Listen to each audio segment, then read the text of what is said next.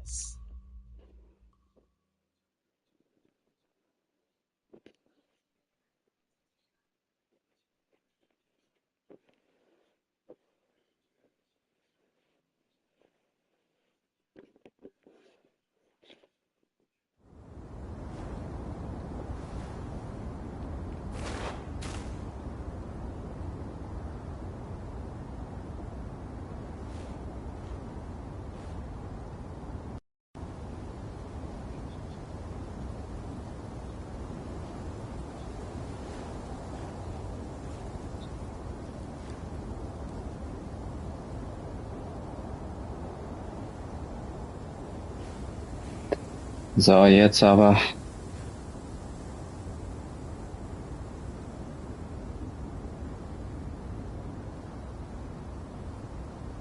Viel klarer. Die Stimme. Das passt.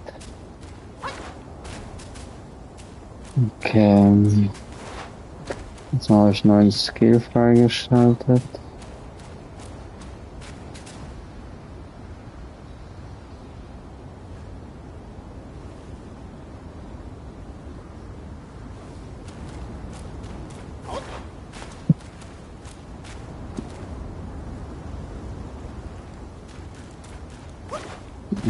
Ich versuche das mal.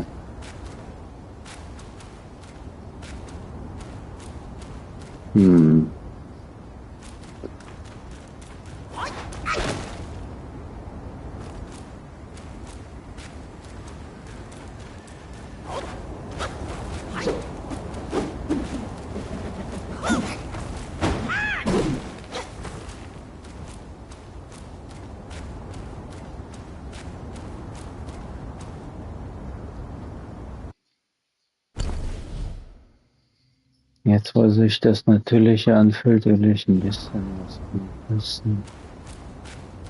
Überlege aber noch, ob ich will. Will und doch nicht will. Auf die Art.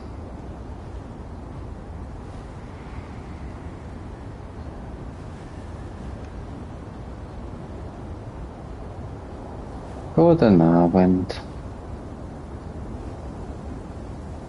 Ein Smiley schickt er mir, ohne Nase. Smiley, ups. Keine Absicht.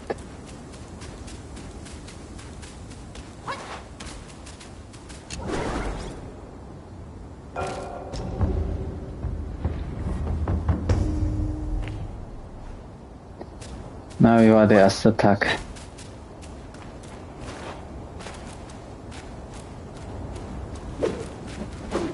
Nach der Pause.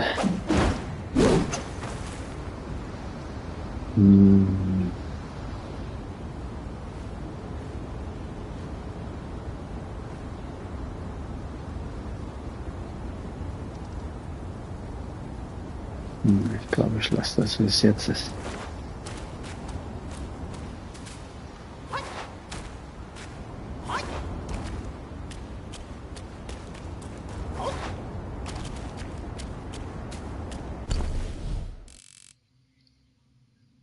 Also das war jetzt diese Extra-Tür, die ich auch mit der Versteinerung.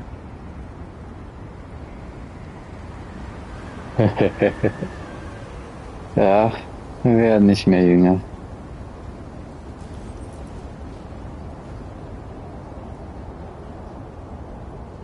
Wir werden nicht mehr jünger.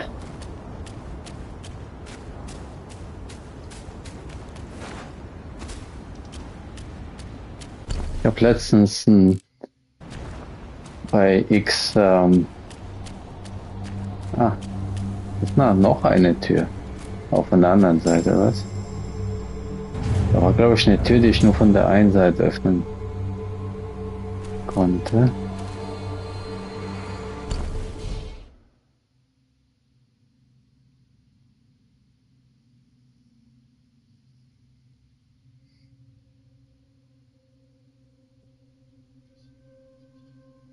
Kannst mir gerne schicken als Kopie. Das lese ich mir gerne durch.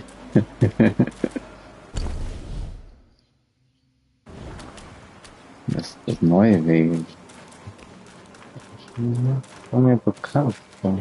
Doch, das ist von der anderen Seite. Das ist ja für die Abkürzung hier. Hm.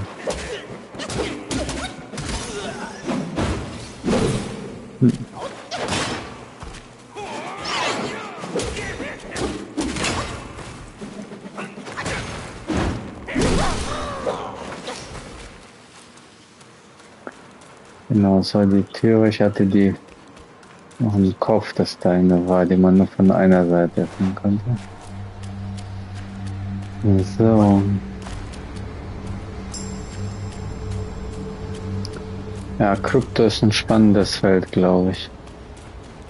Ich glaube, die ganzen Ämter können noch nicht so wirklich viel damit anfangen.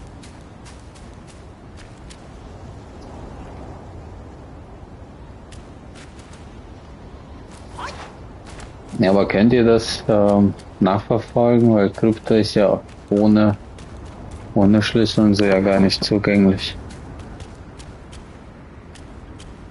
Oder gibt es mittlerweile Werkzeuge, die das in irgendeiner Form...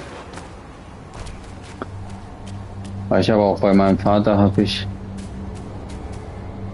mit einem Erbschein, wo die Gebühren berechnen müssen.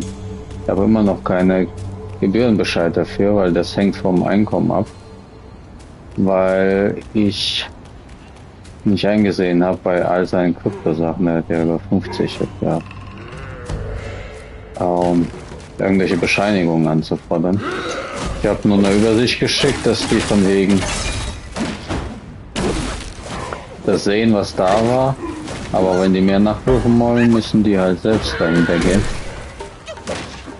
Aber das können die ja, glaube ich, nicht. Also hängt das jetzt in der Luft, seit ich den Gebührenbescheid bekommen habe. Die haben es wahrscheinlich liegen lassen, weil die nicht wissen, was die damit machen sollen.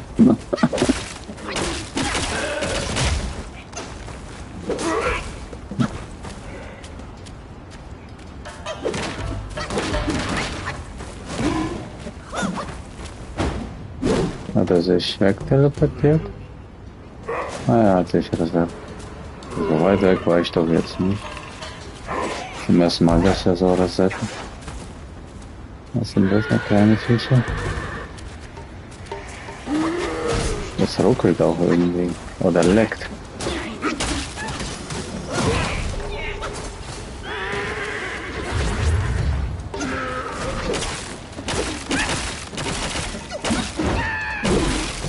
Gut, die Überweisung, aber wenn das schon liegt.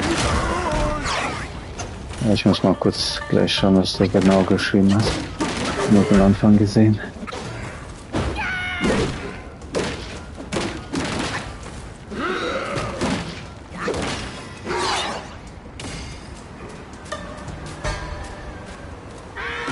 Komm her, nicht, dass du wieder resettest.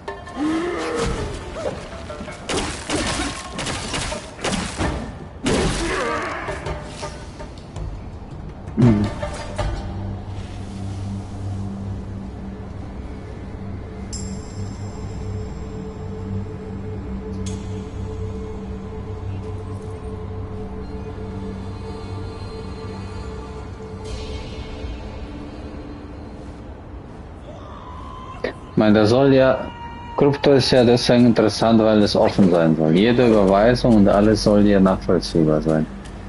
Zu 100% offen, ne? Das ist ja, weil alles gespeichert wird in dem Kryptoverlauf, so wie ich das verstehe. Die Frage ist nur, kann man, wenn ich jetzt einfach schauen will, was war und wo gehe ich da hin, weil damit habe ich mich noch null beschäftigt.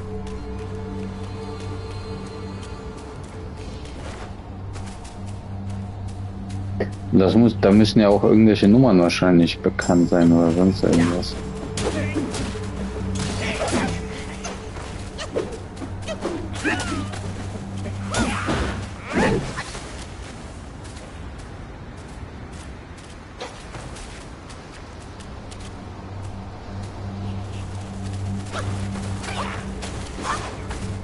Okay, Okay, Public Key.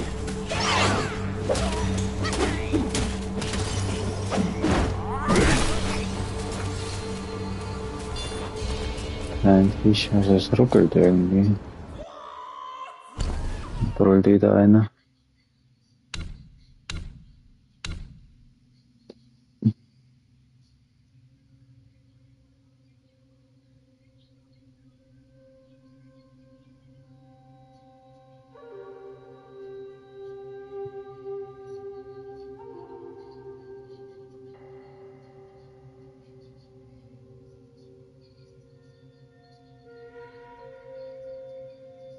Okay. Also brauche ich einen Public Key.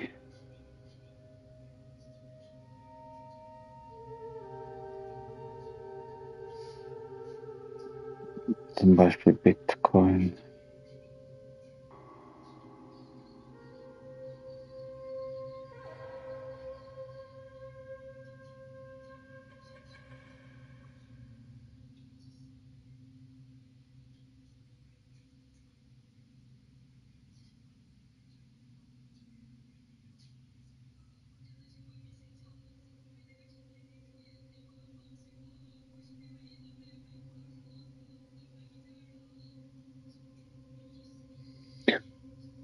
Ja, mach mir da immer weniger Gedanken.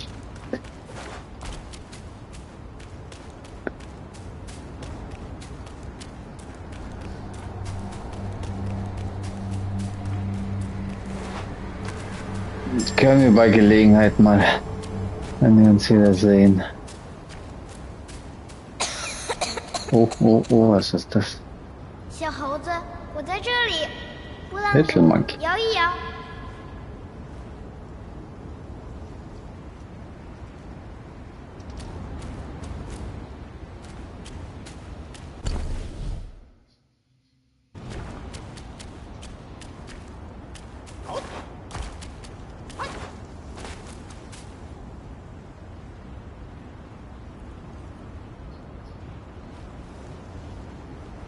Mhm. Den Chatverlauf kann man, glaube ich, gar nicht mehr sehen, oder? Wenn Stream beendet ist.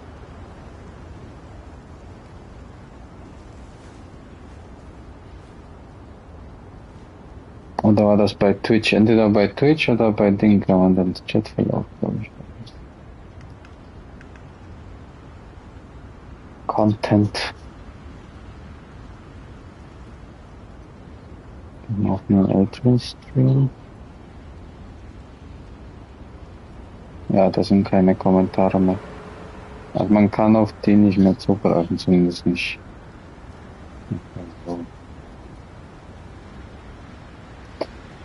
Okay.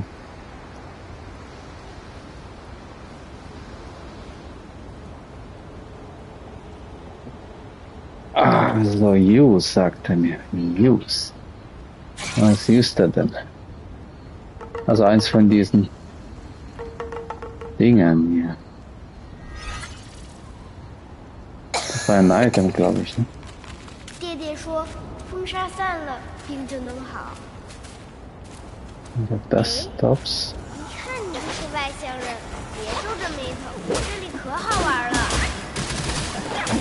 Brich nicht an dich kämpfe, 老爷爷， du Kleiner. 屋子里偷酒喝的猪，还有 Irgendwas 在 mit 井里的 Drinks. 我告诉你，嘿嘿。 Ein Secret. Irgendwo war ein Secret.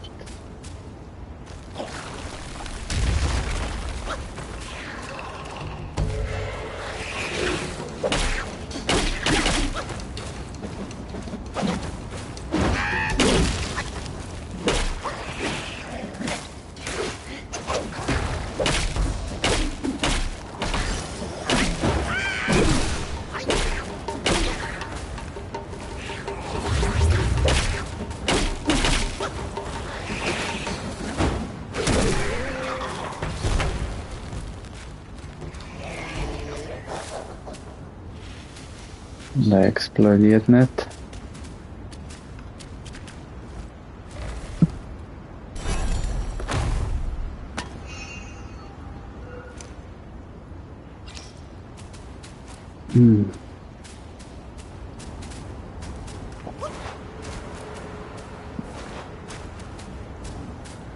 Eine Frage, was er gesagt hat, aber ich guck mal. Erstmal weiterkomme ohne. Ne. Machen wir mal den Text nochmal an.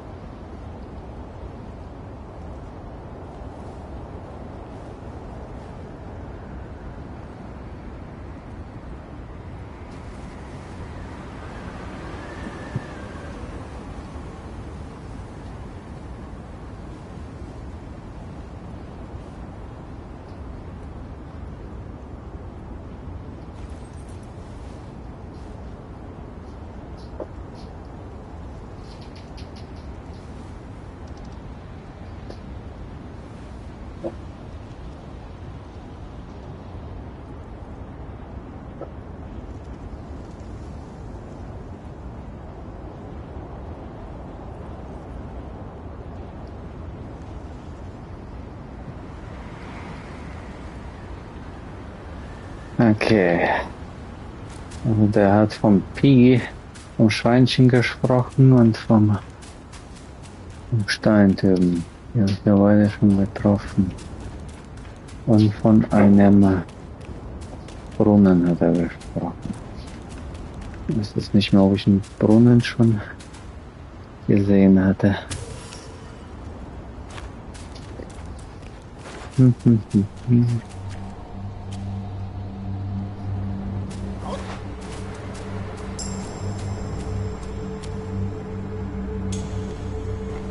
Da seht ihr.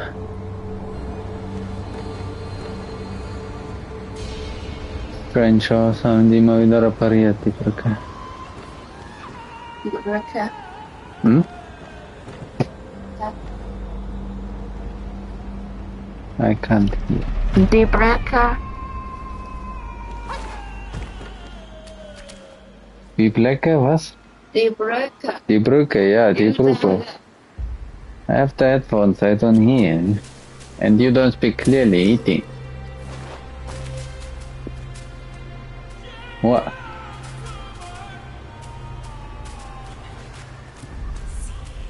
Bist du denn? Dann kennen wir doch.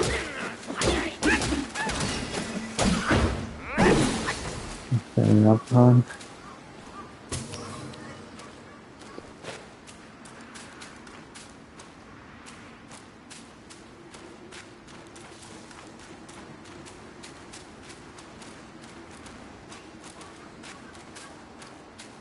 Oh, was? Bist du denn für eine? Daus. Goa, ein Daus. Der Kleine kommt nicht. Ja. Macht das, der schießt mit irgendeinem Zeug. Oh.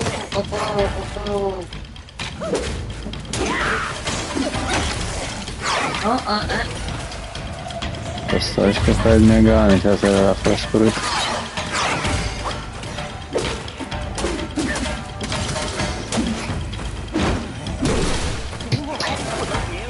Ach, das vergiftet schon.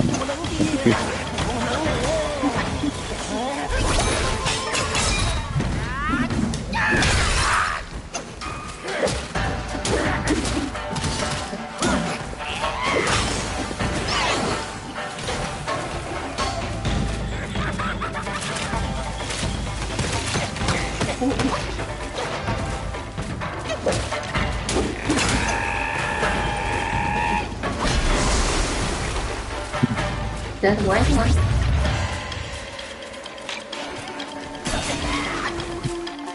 Da war hier, wo mal erstmal hier am Essen. Ah, ich wusste, der kleine Monkey wird mich killen. Komm hier, mein Monkey. Was vergiftet mich denn?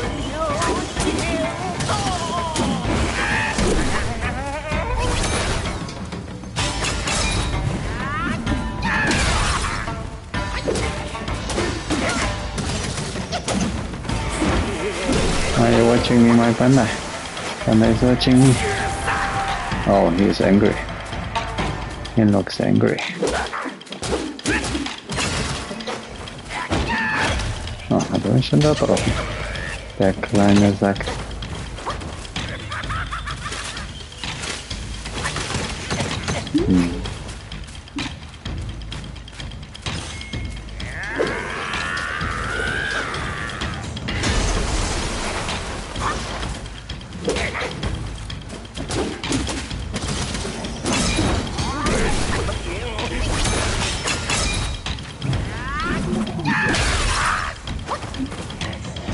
So viel Gift hier überall.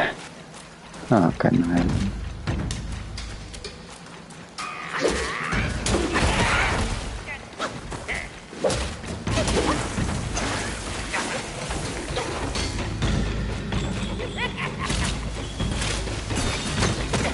Nein. Okay, ich glaube.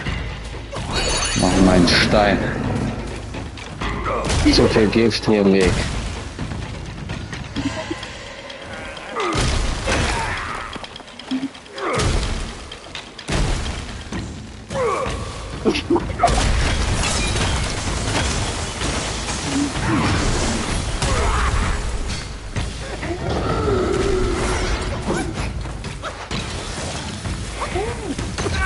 Na, schade.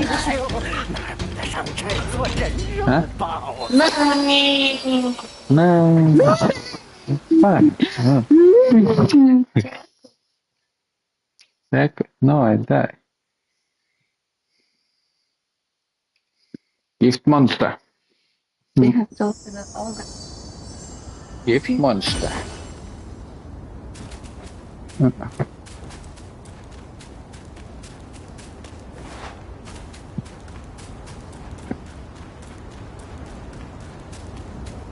Habe ich noch? Ein Miasma habe ich noch.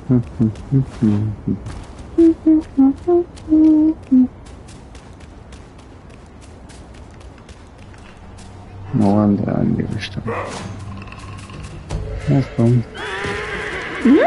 Warum? Wieso anders? Na, wenn der am Angriff reinläuft, ey.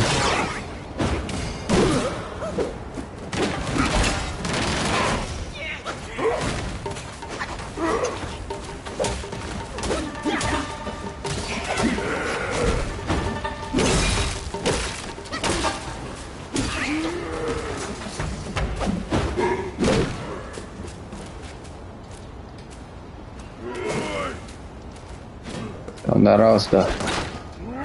Au.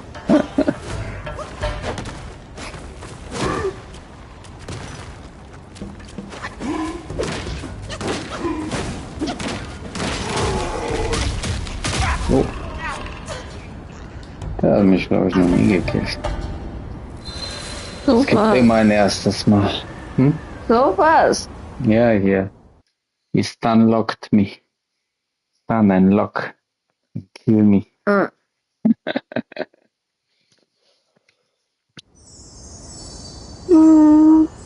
Ja, Panda, Panda. Ja, Panda, Panda.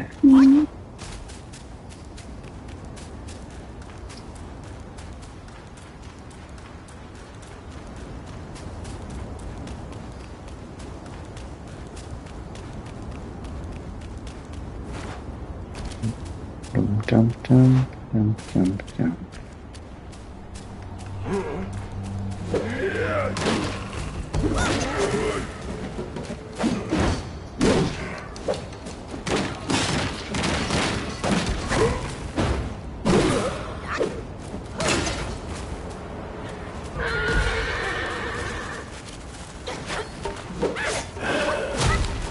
Dieser Monkey. Dann haut er auch noch ab. Und der zerbricht mich. Und ist er tot.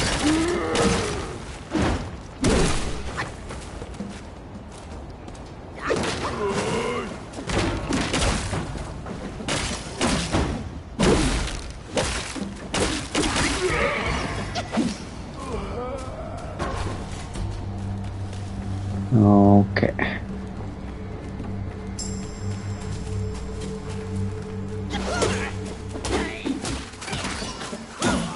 trifft die nicht. Ich meine, die sind so klein, dass die unterm Angriff, wo ist dieser Monkey?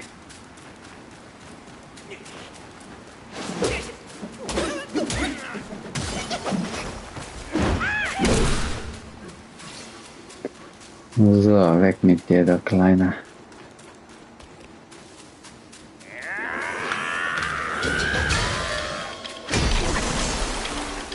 Okay.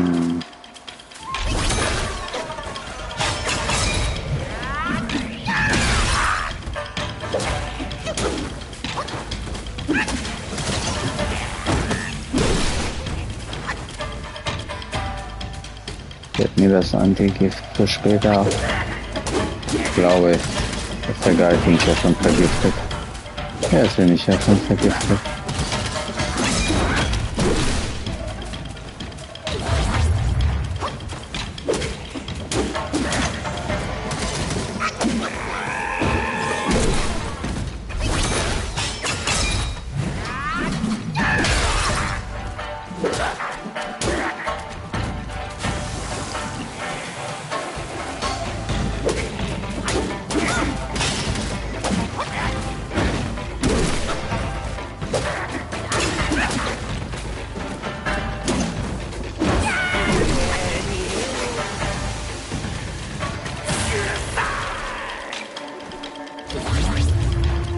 Ah, er hat sich gehalten.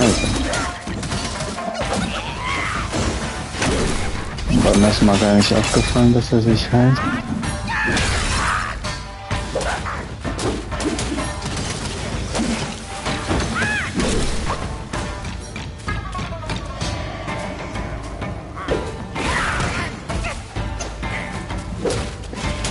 Was machst du da in der Ecke, Mensch? Komm da raus. Ich will mich schon lassen. Also der hat ja eine richtige blöde Ecke da erwischt.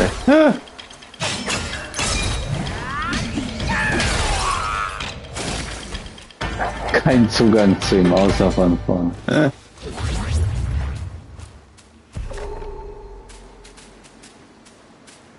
Ach, stimmt jetzt.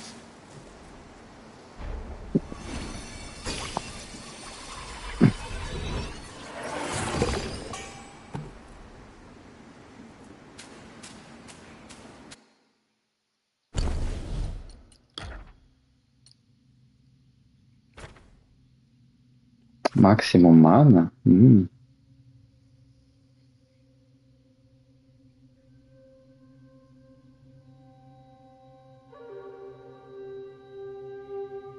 Hm. Ja, also Maximum Mana klingt interessant, aber sind nur 10. Takes the form of core Taoist who with a staff topped with a toad whose eyes emit a crimson glow. Stay within the glow and your attack will be enhanced. Aha, the staff vanishes on its own for a while. Er hat eine Verstärkung auf den Damage. Bewegt sich das Ding? Er setzt das ein. Wenn ich drin stehe, mache ich nicht mehr Damage dann, okay? Und habe mehr Mana insgesamt. Mhm. There is in the glow and the attack will be enhanced. The star vanishes on its own after. Klingt auf jeden Fall interessant für Verstärkung, je nachdem wie viel mehr Damage man auch macht. Mhm.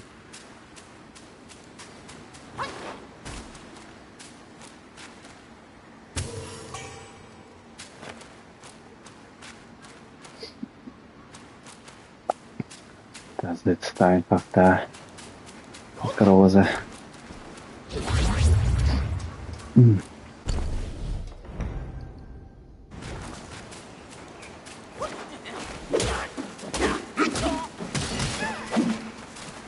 Ja, der trifft ihn nicht, ey. Kleinen Viecher, der greift immer schnell an. Der greift immer schnell an.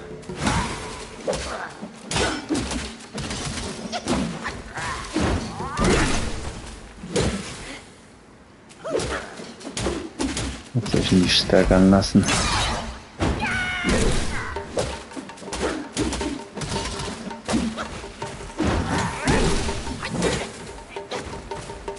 Gift.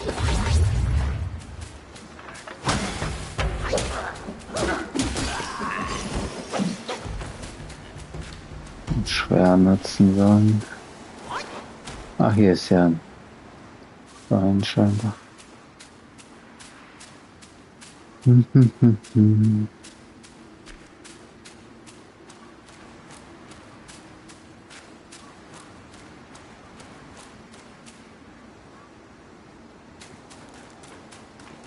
ich da rein? Sieht so aus.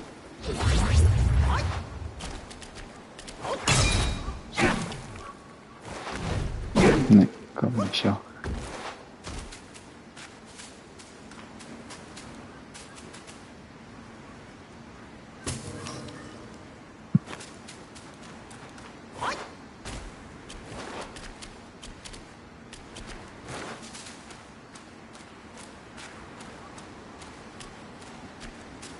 Ich glaube, der Wirbelstamm ist ein bisschen zu viel für die PlayStation. Ruckelt leicht.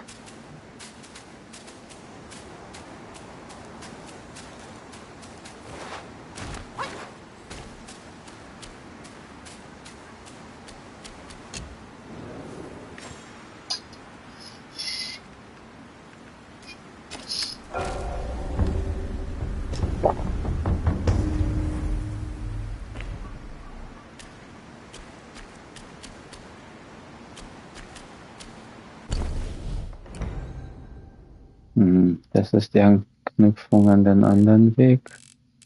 Unter der Brücke durch. Dann gehe ich doch erstmal da lang. Da ist zumindest den Bogen geschlossen. Oh. Aber kann ich da nur runter sausen.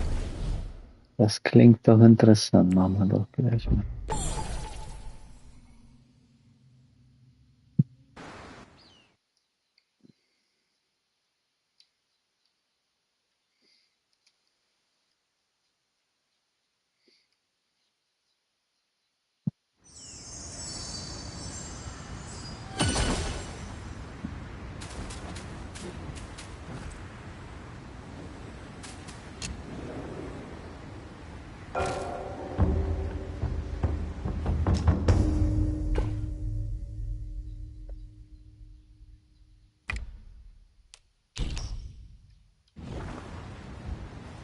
Dass ich alles auf 3 habe. Und das andere habe ich aus Versehen benutzt.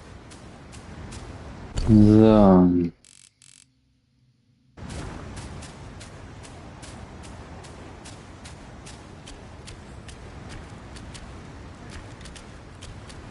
Ist noch nicht lang gelaufen. Oh, Monkeys, Monkeys. Ah, keine Monkeys. Zombies.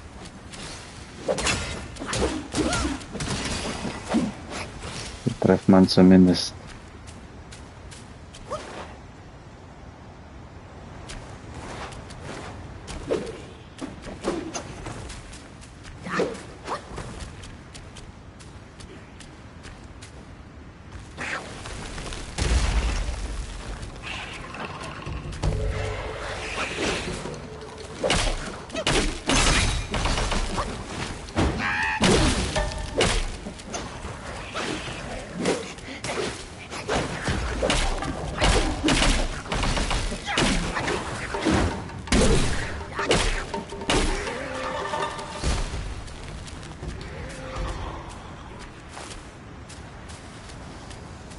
Okay, dann haben wir hier nichts.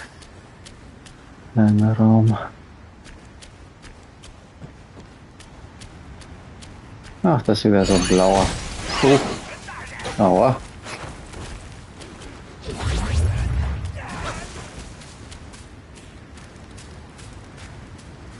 Oh, ist ja gefährlich. My friend.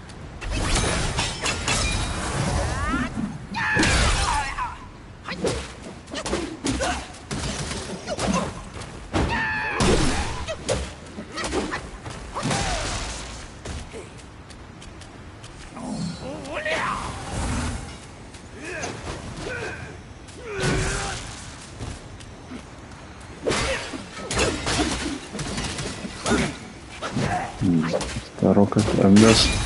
Mit der Performance gerade nicht besonders gut.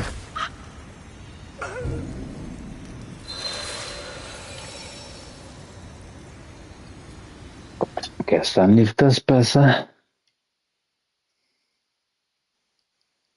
Genau. War Smith abgedatet. Genau, das war schon länger.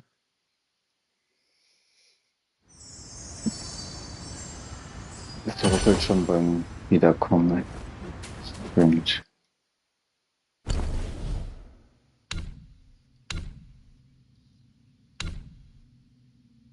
Das wird, der lädt schon so lange die Menüs, oh hey, what the fuck.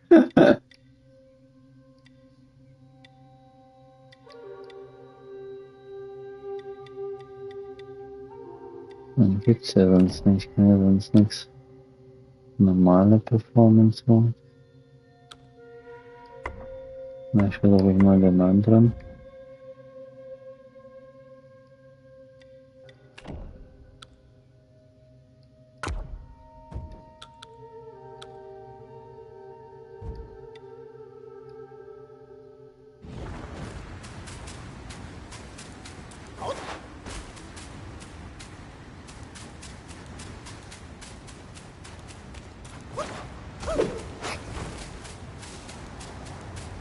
Und in den neueren Mode reingemacht, der ruckeliger ist als der alte. Nee, hab ich erst angemacht. Aber jetzt ruckelt es weniger, glaube ich. Achso, ich habe die ganze Zeit auf dem anderen Mode, weil der neue ist, gespielt. Ich dachte, der wäre besser. Ich glaube, der wird resettet, aber nicht. Ist die mal so weit. Komm her.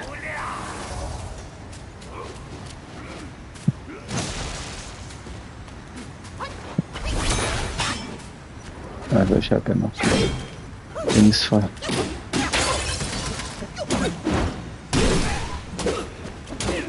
Jetzt ruckelt es nicht mehr. Dann war der Performance Mode hier auch kein Flimmern mehr. Ja. Typisch.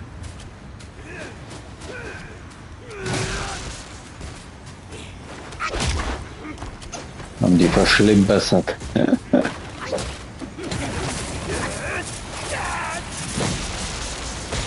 Oh. Jetzt ging das durch die Wand durch.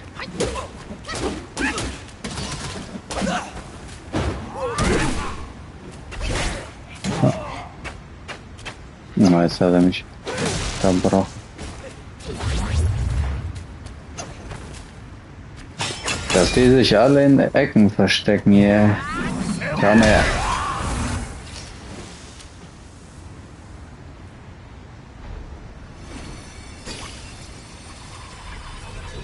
Zweiter Gegner schon. Irgendwo eingequetscht. Aber jetzt ruckelt es nicht. Ich sehe auch nicht mehr das Flimmern.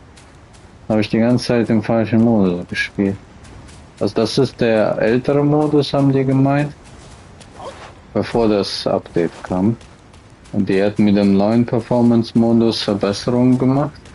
Haben den alten aber drin gelassen, weil der irgendwie noch speziellen Blick hätte oder so spezielle. So habe ich das gelesen. Aber der scheint flüssiger zu laufen.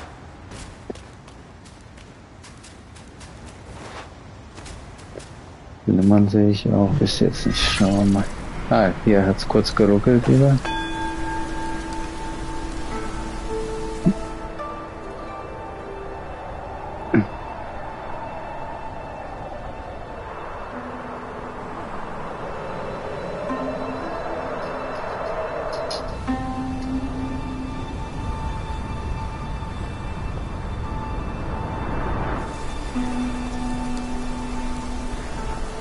Aber wenn allein schon das Flimmern weg wäre, das wird sich schon rentieren.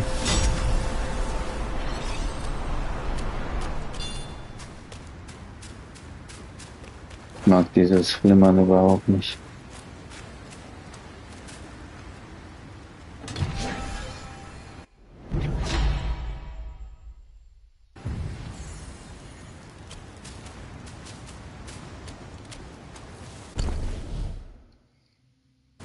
Okay, das heißt,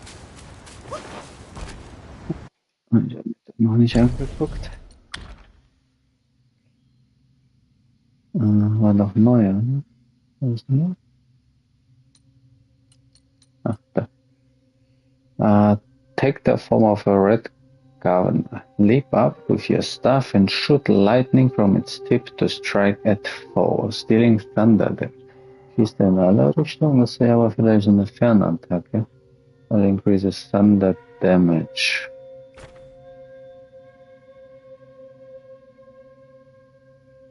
Dann könnte ich vielleicht die oben sind, beschießen. Weil ich nicht drankomme.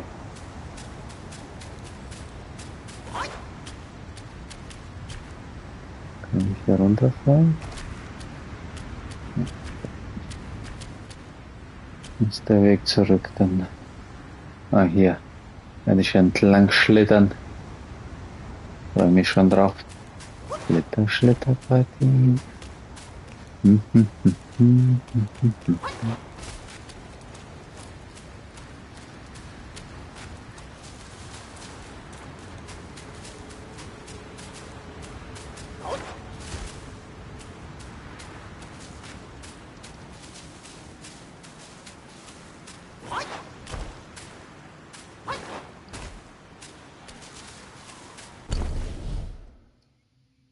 Das heißt, hier geht's komplett bis dahin runter.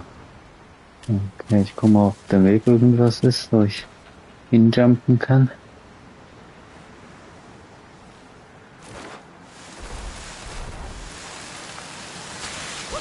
Kann ich springen? Ja, ich kann springen. Ich kann auch angreifen.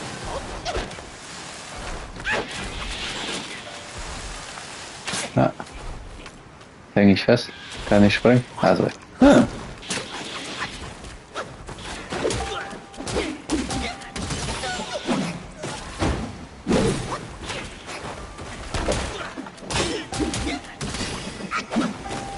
Nein, nein, nein. Kein Mana. David, will doch erkunden. Komm nicht mehr zurück. So viel Mana verbraucht. Nein. Ah, jetzt geht er unter. Oh, jetzt habe ich verloren.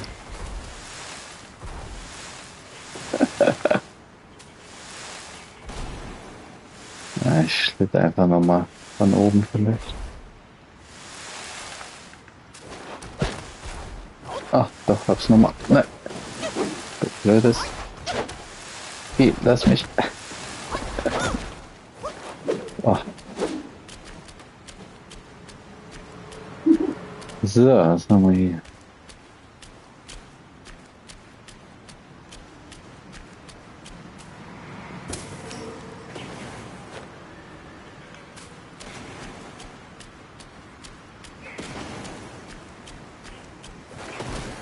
Da mag jemand bomben.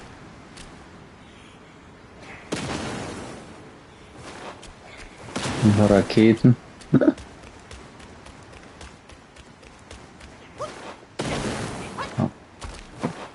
komme ich nicht hoch, aber ich komme zu dem grünen Ding hier.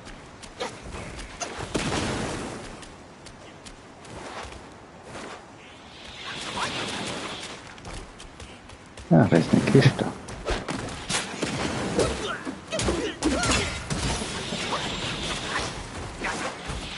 Ja. Bist du?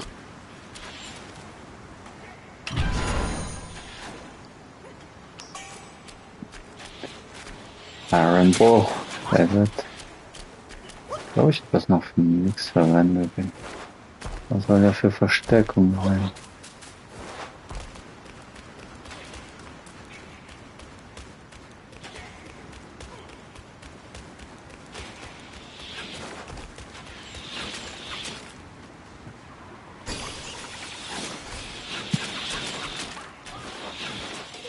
Okay, andere Seite ist auch was.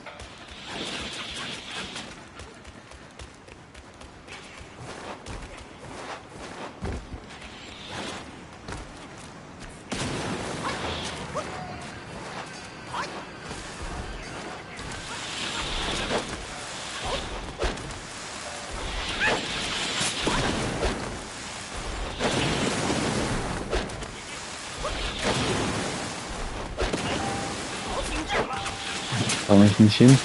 So verwirrt. Komme ich da nicht hoch? Kann die nicht angreifen. Ich glaube, das ist nicht dafür gedacht. Okay. Mal weiter.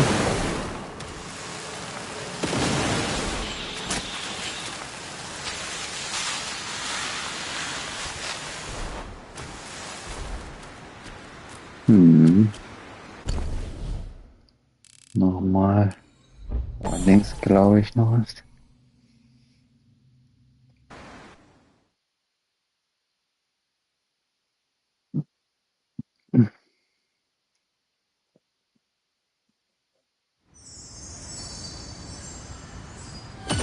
Ja, ruckelt auch beim Flimmern ist. Hier kein Flimmern mehr. Hätte ich das gewusst, ey.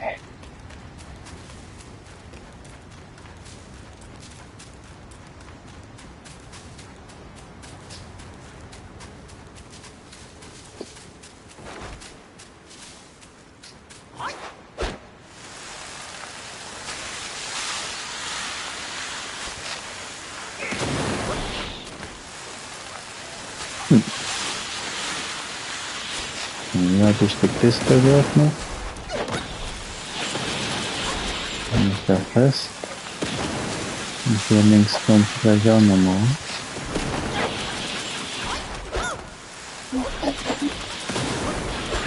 Na, komm ich hier nicht klar.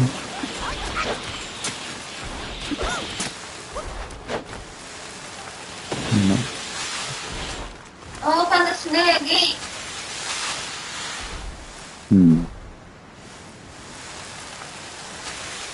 Komischer Abschnitt hier. Ja. Schnell, schnell, schnell. Okay. Schnell.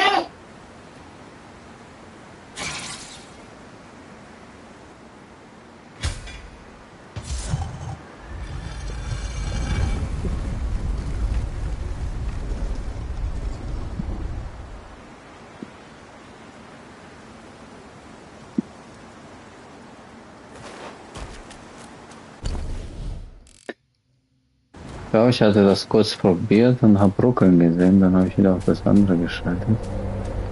Daran hatte ich nicht geachtet.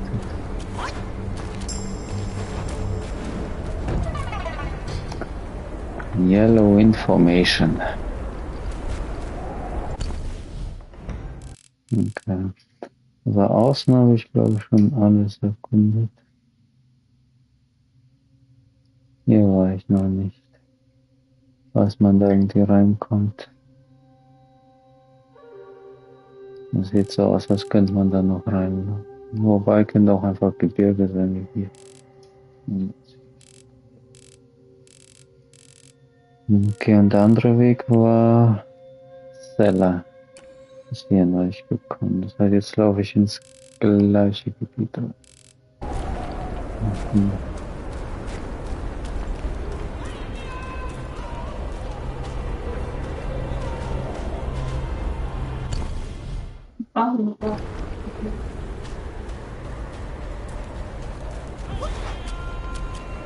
Mal weg vom Sturm. Sein Gesang erinnert mich irgendwie die ganze Zeit vor, wenn er diese langen Töne macht, beim König der Löwen. Und das Baby kommt am Anfang.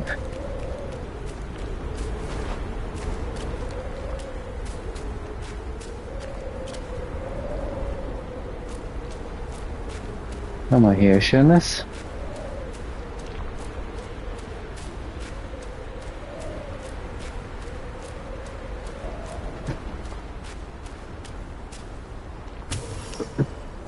Ja, will da einer sprechen? Ach, da ist der Sänger.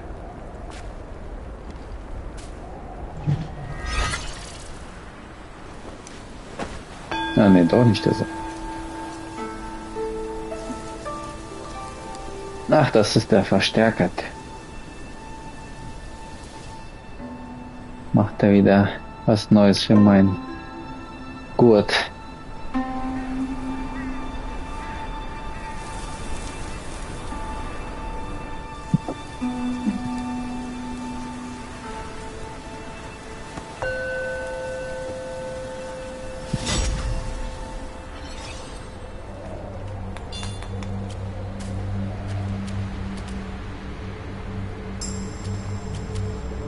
Erstaunter 分 Figuren. 散逐风转，此已非常深。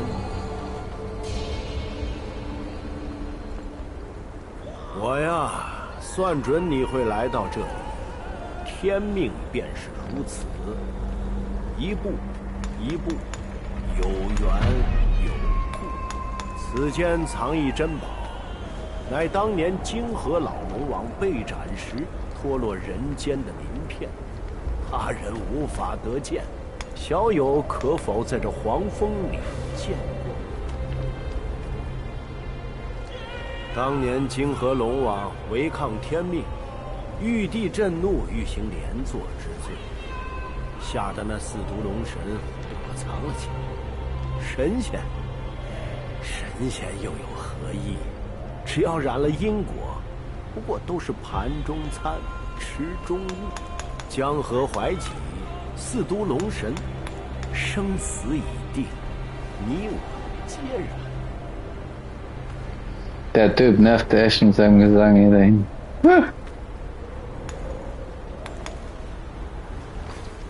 Ich dachte, ich hätte kurz einen Flimmern gesehen. Aber nur unten. Unten am Fernseher. Da unten am Fernseher habe ich sowieso irgendwas Komisches. Ich glaube, da ist irgendein Fehler. Fehler. Der untere Bereich, der ist auch so verzerrt, so leicht. Und die Mitte guckt, fällt es nicht auf. Wenn man genau unten hinschaut. 当年泾河龙王违抗天命，玉帝震怒，欲行连坐之罪， Long King. 吓得那四毒龙神躲藏了起来。 Ah, 4 drin,对对。 神仙又有何意？只要染了因果，不过都是盘中餐，池中物。江河怀起，四毒龙神，生死已定，你我皆然。 Okay. Also 4 Söhne. Ich habe jetzt bekämpft 2. Second und noch dritten, glaube ich.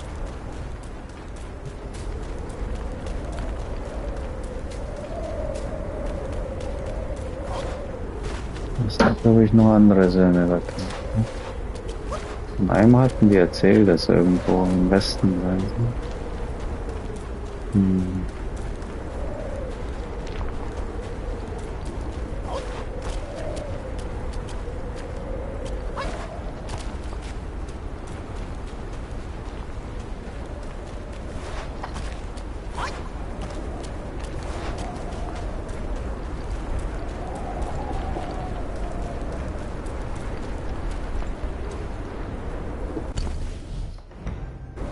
Links ist der Weg. Da wäre ich noch runtergerutscht wahrscheinlich. Ja, ich kann aber hochlaufen.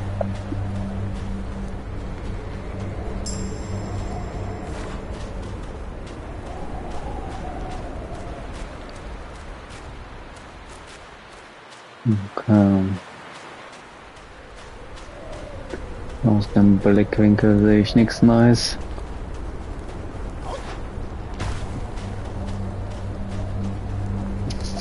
Jetzt schauen wir mal, was im Sturm ist.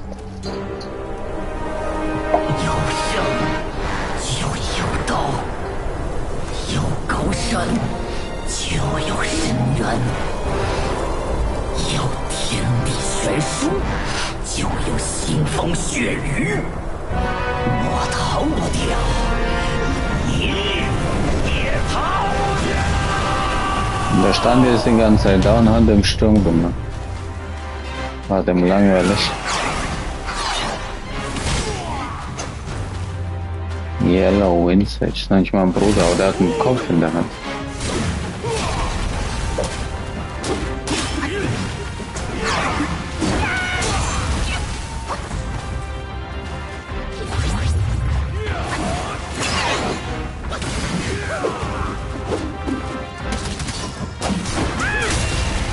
Der Blitz. Blitzgegner.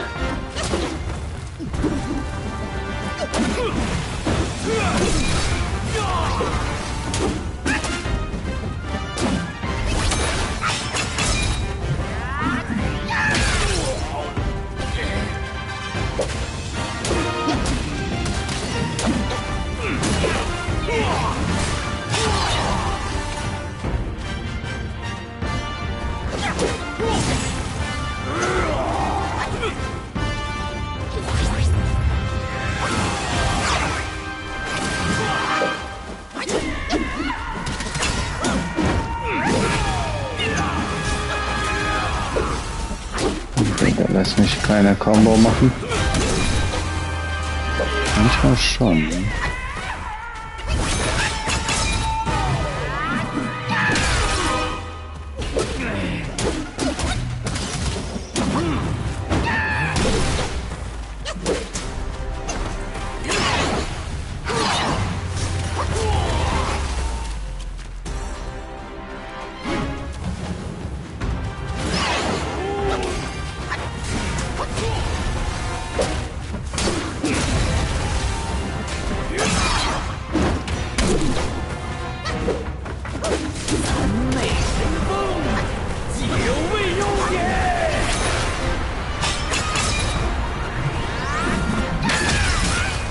Na, schade. So weit weg.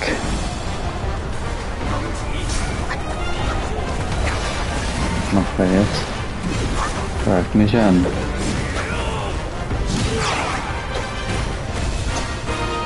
Ah, da ist er wieder.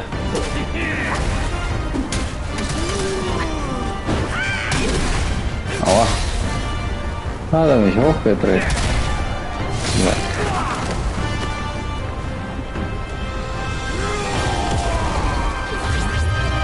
Was ist das? Das Vieh? Ah.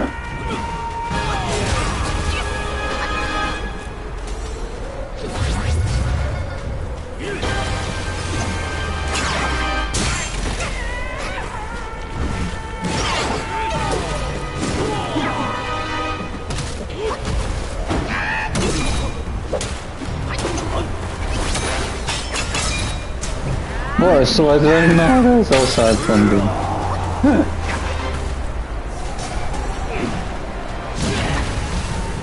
Cheater, du.有轻的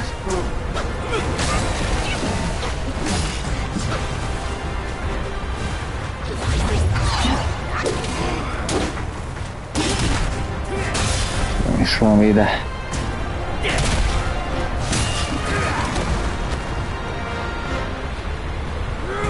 Interessanter Gegner. Und du wirst mit irgendwelchen fetten Insekten.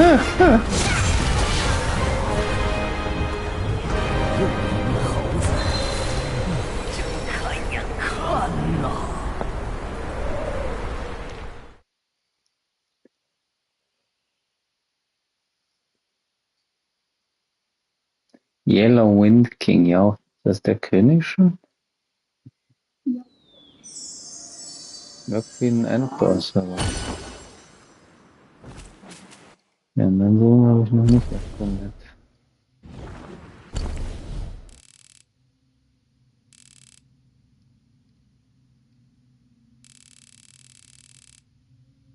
Hm.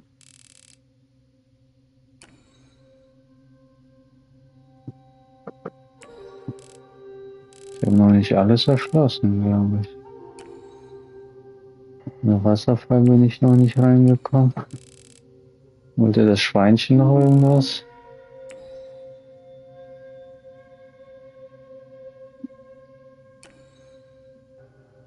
Ach stimmt, der macht ja irgendwas, ne? Der hat irgendwas verkauft. Ich gehe mal kurz zum Schweinchen.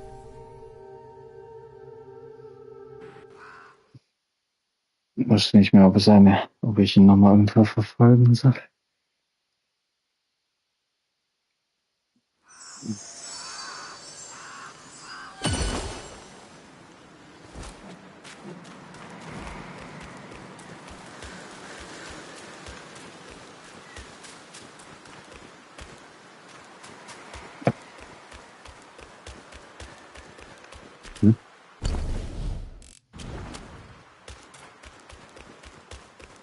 Ah, jetzt ist doch eins weiter, vielleicht erst vorher. Bin ich hier oder was? Oder ist das meine Markierung? Nein, das dürfte der sein.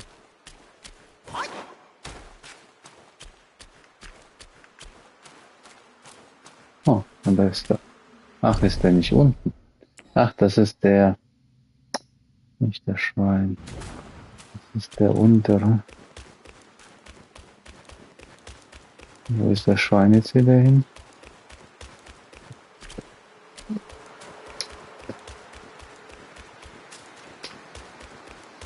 wollte beim letzten Mal ein Zeug von mir. Hat er gekriegt. Dann war er wieder weg.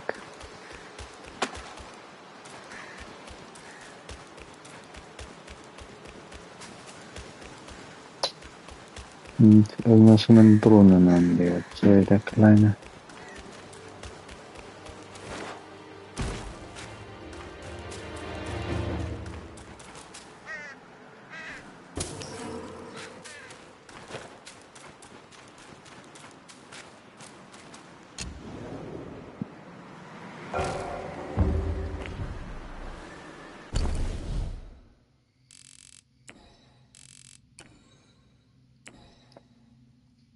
Okay. War die Tür.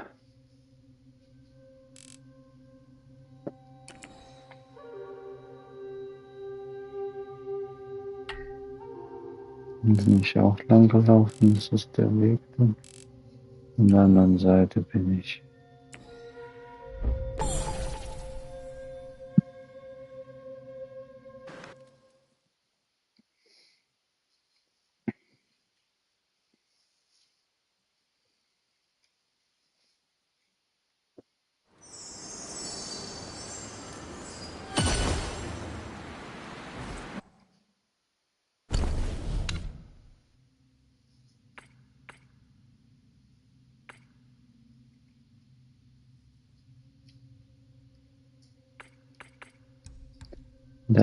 Diese Rattle Drum habe ich für das kleine Kind eingesetzt. Oh, ah.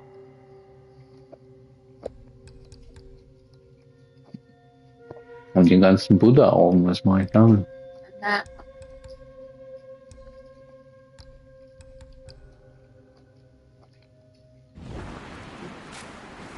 Haufen Key-Items. Ja. Könnte der so steil runterschießen.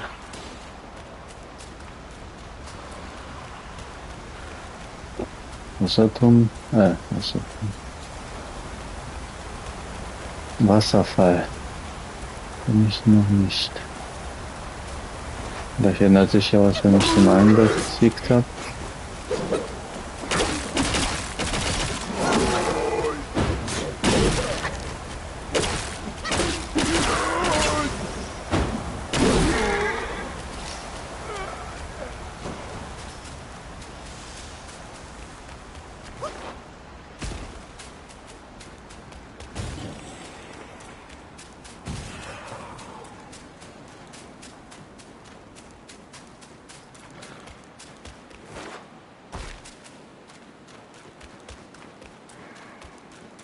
Und der Schweinchen hat mir noch nichts verkauft oder gegeben. Ah!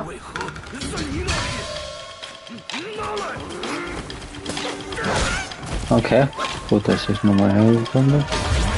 Schweinchen da. Da ist er doch. Oh. Okay. Ein richtiger.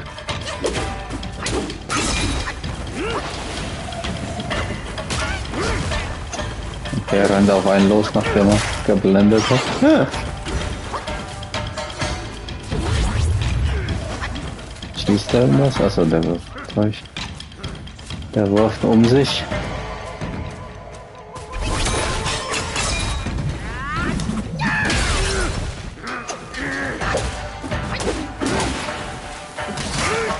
übergeht.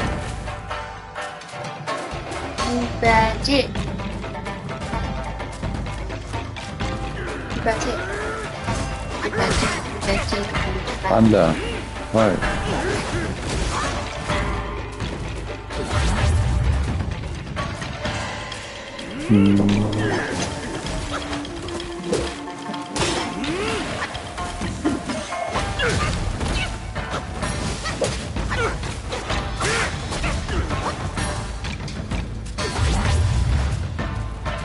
Er hat viele Moves.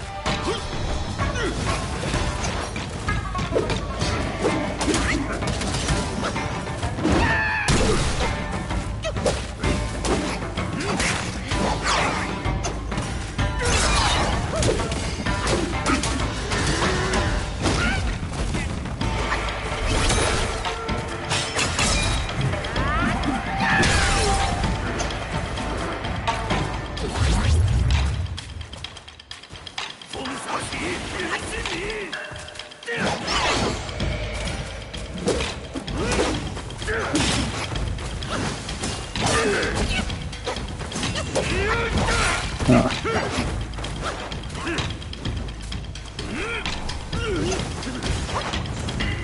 Hm.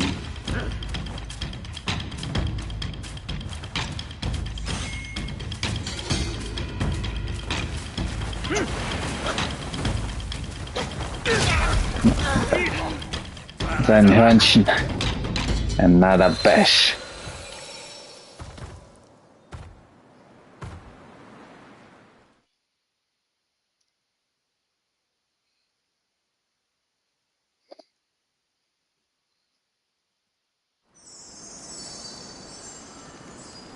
What did you say? The name? Panda.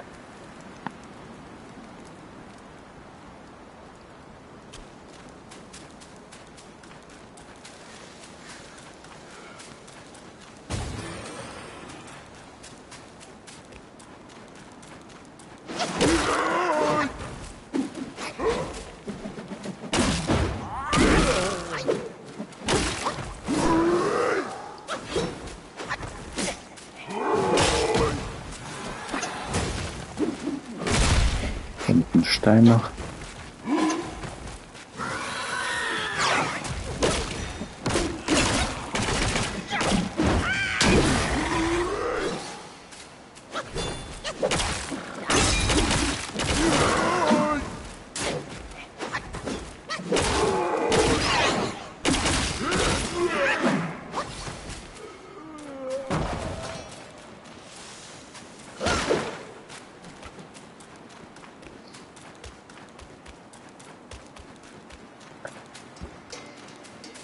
My brother hat er gesagt. Ach, dann war das einer von denen, die alle überhaupt Squires. Eins von denen. Finden?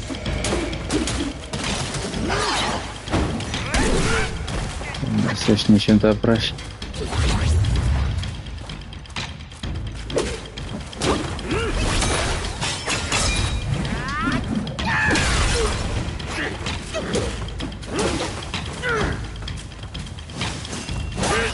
Oh, das war schnell.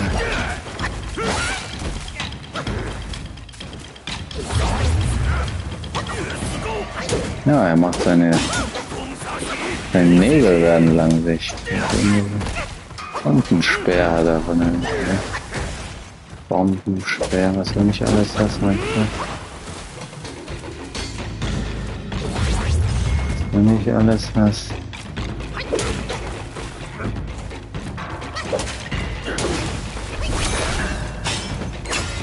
Ah, nicht wahr? Trotzdem.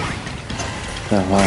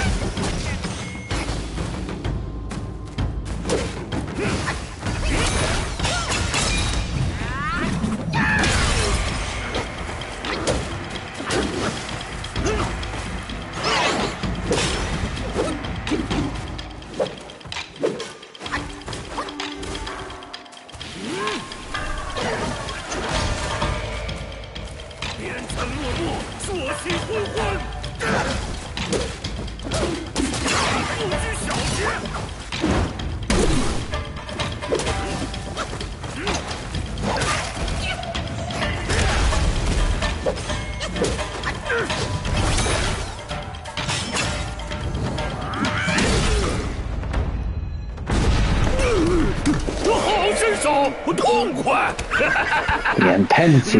如此甚好，与咱同赴古国如何？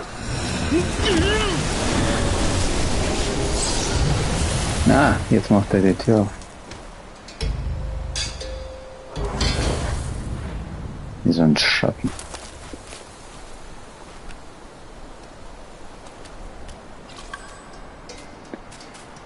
Naut Mask.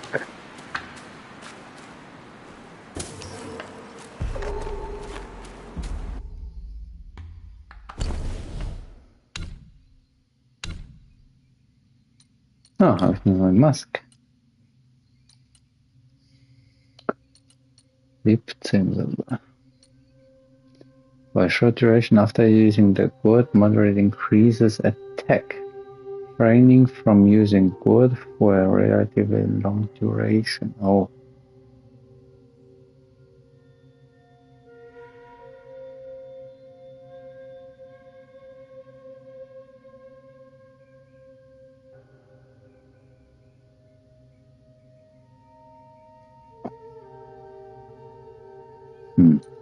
Man benutzt ja die Heilung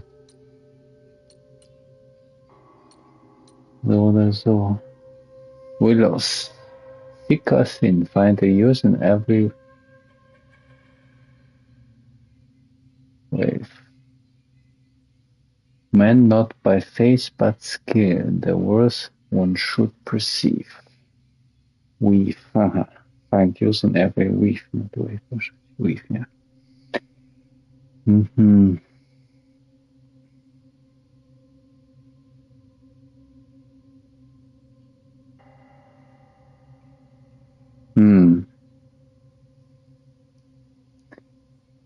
Er spürt keinen Schmerz mehr.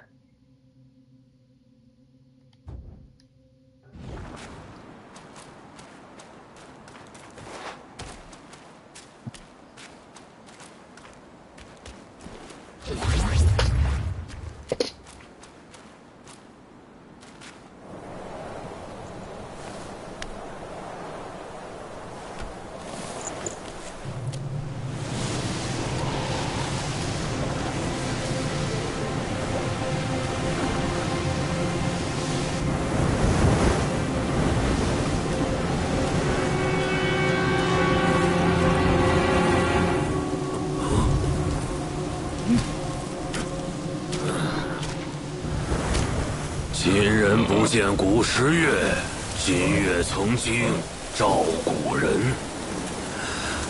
你看，黄金之国也好，落日之国也罢，都已不复存在。传说这里的茫茫沙海之中，曾蛰伏着一只上古巨虫。这巨虫平日里沉睡地底，无踪可寻，一旦醒了，便会钻出来吞噬人畜。偏偏它外壳坚若磐石，寻常刀斧弓弩难以穿透，往来商旅不敢靠近，周边小国更是苦不堪言。适逢一只黄毛雕鼠下界，途经此地，感应到那巨虫身上似有无上佛力，于是施法镇住巨虫，收为己用。小国国王大喜，将鼠妖奉为护国神圣，更为他建庙塑像，世代供奉。鼠妖图修炼方便，干脆留了下来。后来鼠妖神功出城，掳走了唐僧，与孙悟空激战于黄风岭，已是风沙蔽日，日月无光。那鼠妖的神风着实厉害，若非灵吉菩萨出手，怕是真经难取。只是没了鼠妖坐镇，古国自是难逃覆灭的劫数。而原本水秀山清的黄风岭，也变成了今天这般模样。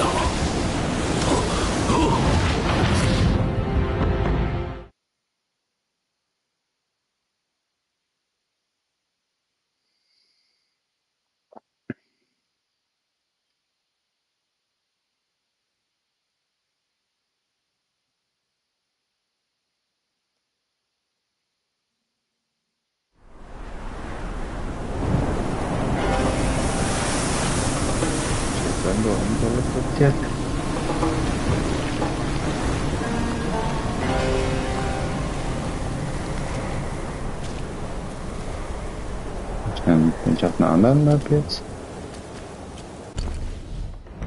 Nope. Hallo? Doppelgebiet? Ach, ein Untergebiet. Interesting. Secret. Kingdom of Sahara. Achso, ist wieder ein Secret, so wie im ersten Abschnitt. War das Secret aber kleiner.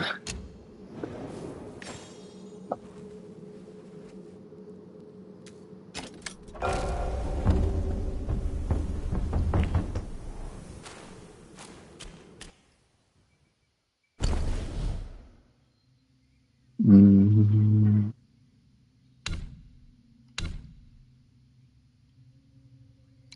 Dann habe ich eine. Das fehlt mir einer. Dings fehlen mir noch 5.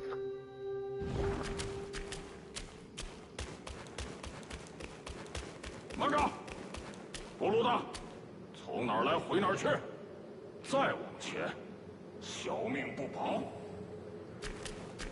无奈黄蜂大王部下的前路先锋，金凤大王严命再山巡逻。这沙海之中有只妖怪，祸害百姓。我家大王正要降服那妖怪，贩夫走卒，不得潜入。 I'm not intruding, I'm just visiting. 要是哪个不长眼的闯了进去，找了大王做法，我可担待不起。 Wer ist ein Tiger? Nein, ein Tiger aus. 不识祈祷，拿你这凡夫给大王做个人。Mein Gott. Okay. Was ein lustiger Attacke.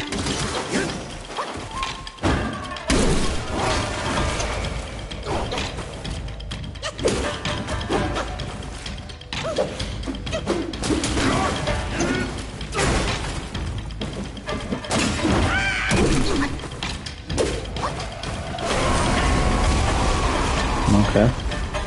Da rollt er ja richtig.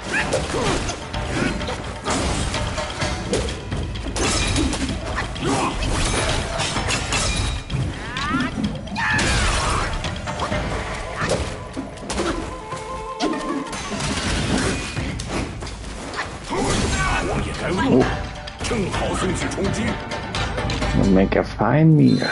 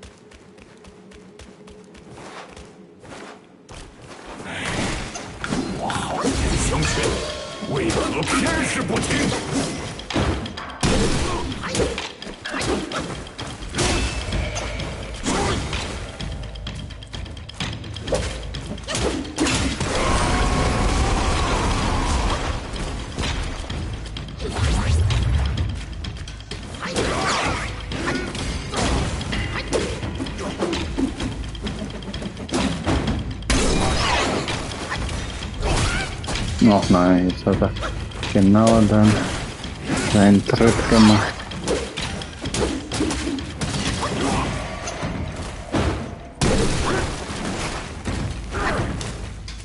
Aber ordentlich Damage gemacht letztes Mal. Nicht heilen.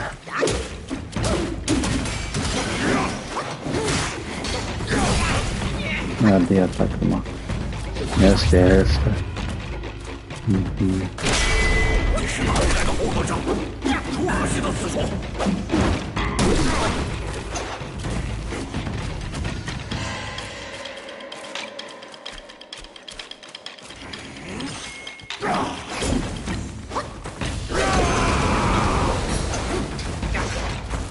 ？Guckt er mich wieder an. 横刀！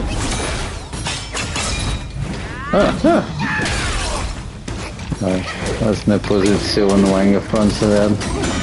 再打令你骨头都震碎！此乃胡乱法术，谁救你的？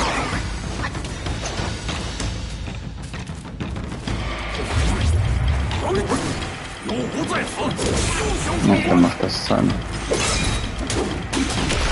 Oh no. Das berührt. 想见大王，先过了我这关。 Aber King ist doch in der Wüst. Da war das nicht der King. Da hat er einen Kopf. Das ist ja Secret. Secret? Der King ist. Let's see.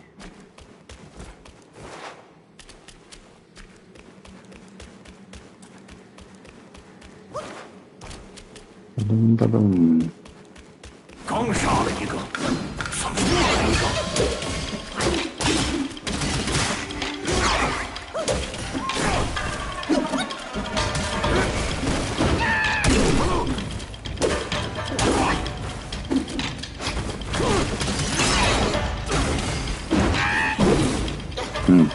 Der Ausgewicht. Der kleinere.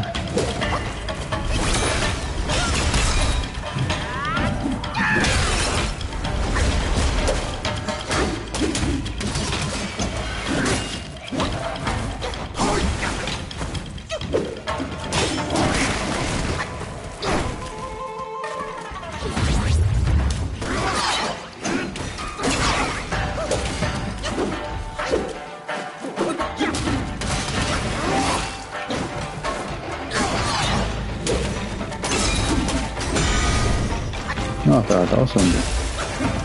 倒是有些意思。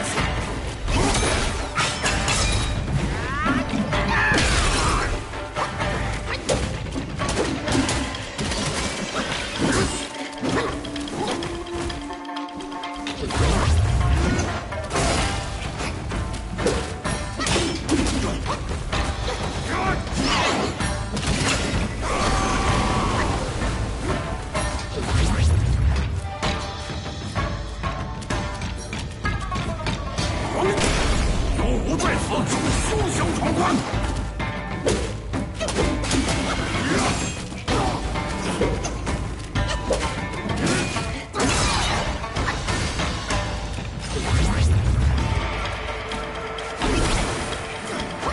！Na, hat er unterbrochen.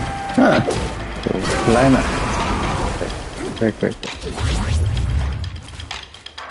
Hm. 此乃洪门法术，神凶一个。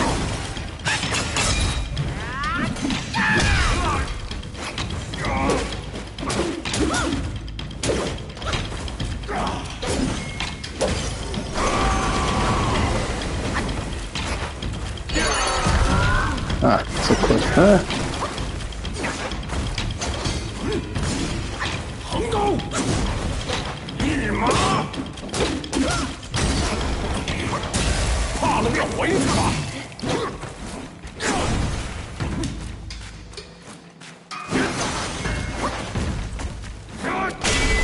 你是哪里来的猴和尚？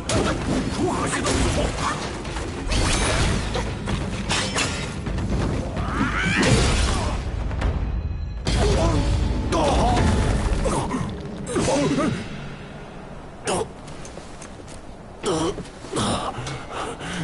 你这手棍真凶，看来有大神通。在下斗胆，求高人出手，助我大王降妖。 Hat er Rückenschmerz. Also ist das ein Charakter.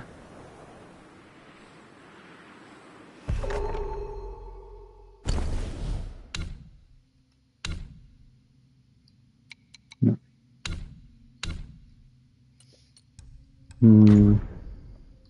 Oh, hier schönes.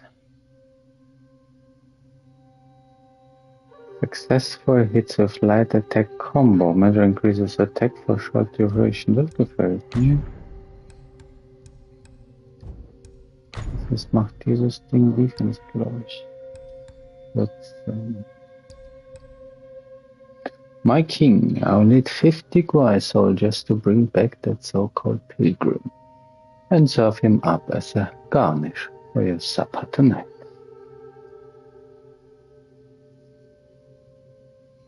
Mhm.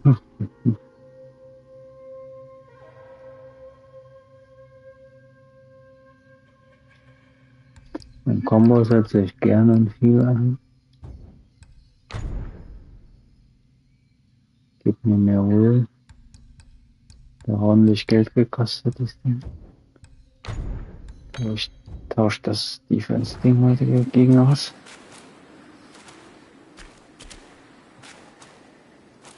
我家大王打灵山而来，不忍见此地百姓受苦受难，出手降妖。只是那妖怪道行不浅，你若肯施以援手，定然事半功倍。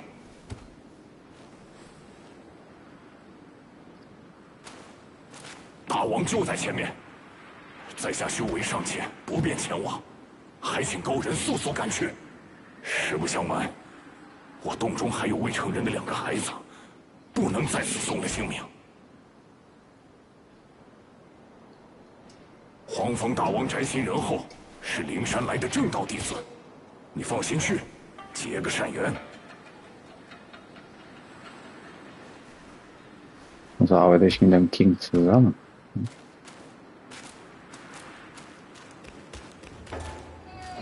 黄风大王宅心仁厚，是你放心去。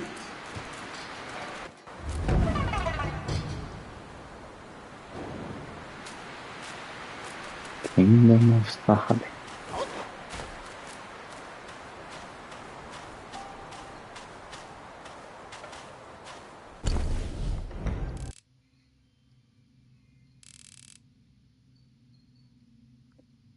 Na, nimm ein Häuschen aus.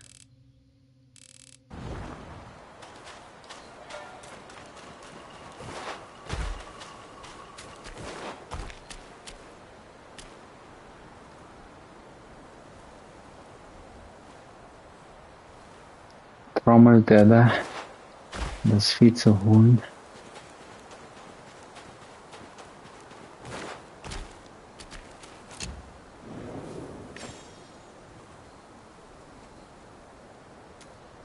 Also ruckeln tut's nach wie vor.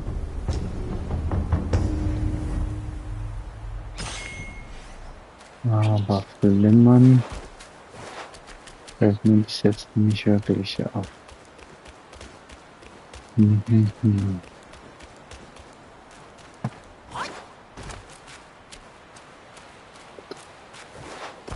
Das andere Ruckeln war irgendwie anders auch. War teilweise Frames geklaut, hatte ich das Gefühl.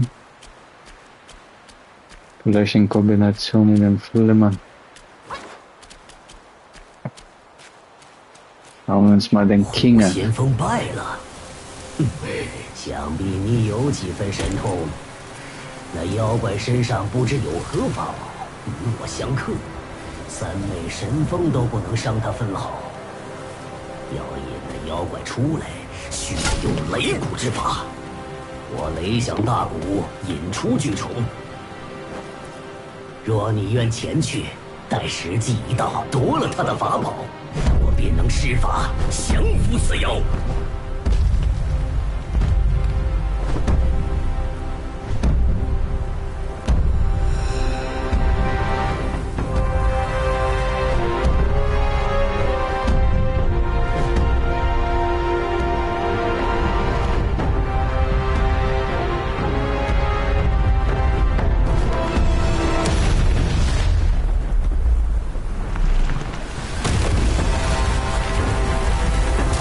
Das Käferding, was der eine geworfen hat, glaube ich.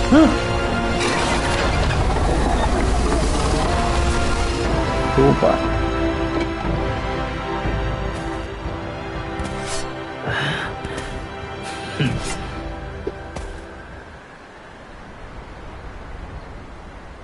Musst du den kleinen Monkey jetzt kämpfen?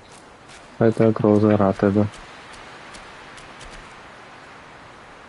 Da war um seinen Hals in das Knochen.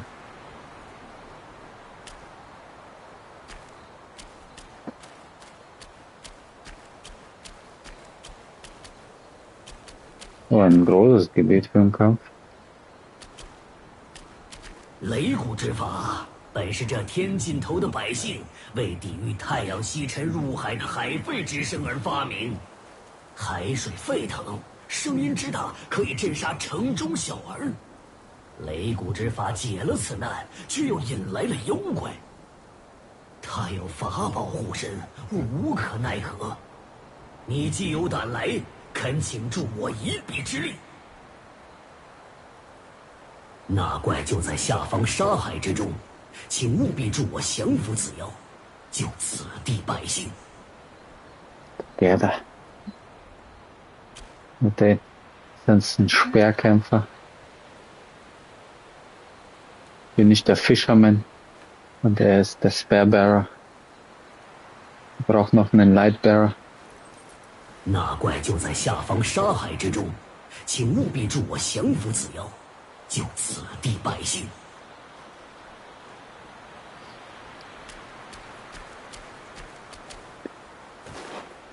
Okay, ich kann direkt runterspringen. Ah, okay, das tat ihm nicht mal weh. U-Bahn.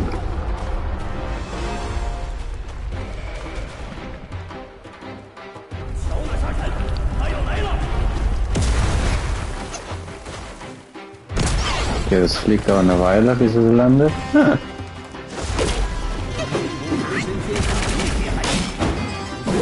Ah. Hat er gesagt? Ja.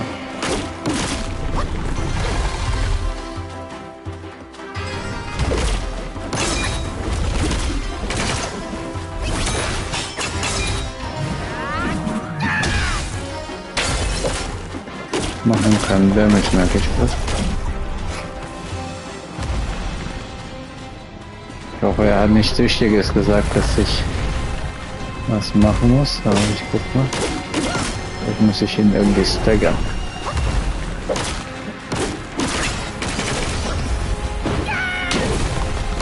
Hallo, ich mache einen Damage. Aber nicht überall vielleicht. Vielleicht nur an den Händen.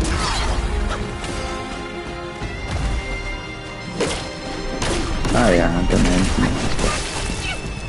Das heißt, die wollen nicht, dass ich ihn von hinten attackieren. Was mit den Füßen? Die sehen doch auch so schwach aus. Das ist immer geil.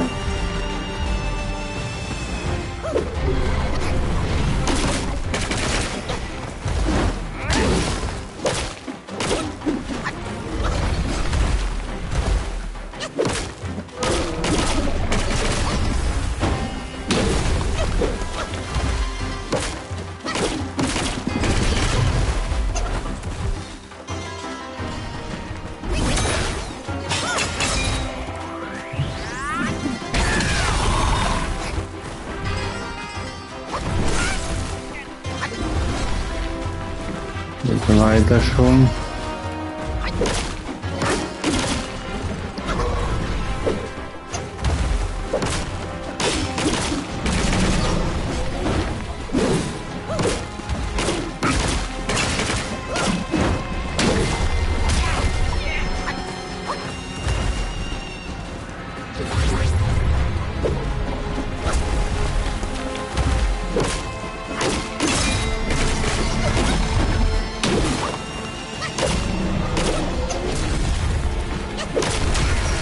Ah, der kommt sein Horn wieder raus.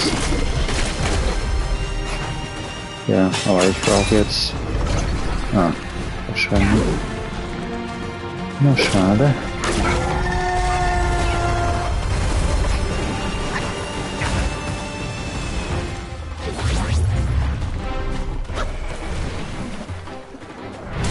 No, springt er zurück. Ich mach mal so weiter wie vorhin.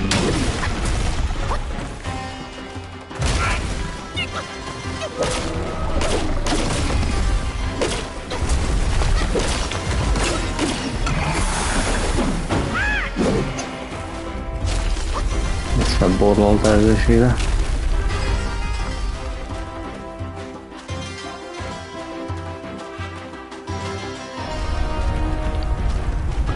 Die Kamera mich automatisch da... kommt unter mich. Okay. None but themselves.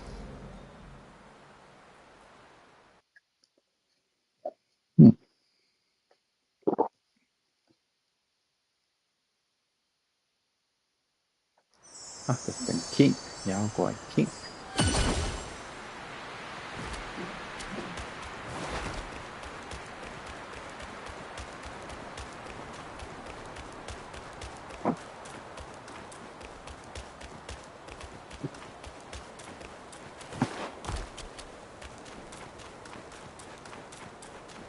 擂鼓之法本是这天尽头的百姓为抵御海水沸腾，声音之大可以震慑。擂鼓之法解了此难，却又引来了妖怪。他有法宝护身，无可。你既有胆来，恳请助我一臂之。那怪就在下方沙海之中，请务必助我降服此妖，救此地百姓。那怪就在下方沙海之中。Okay. Immer springen und der rutscht irgendwie vorher mal. In der Tower.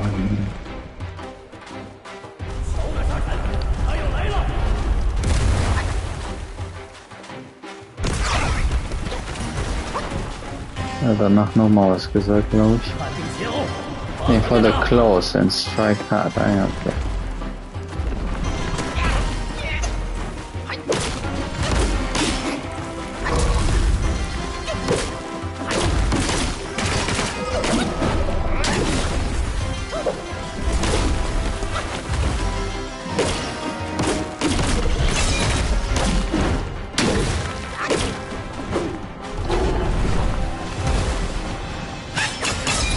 Nein.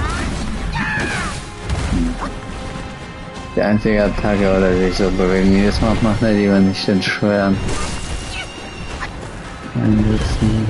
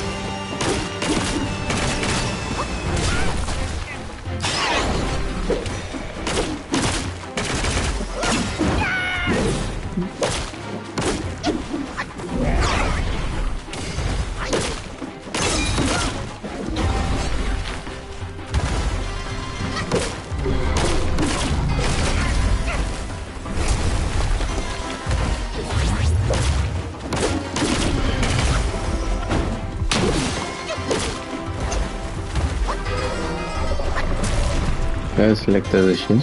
Ah.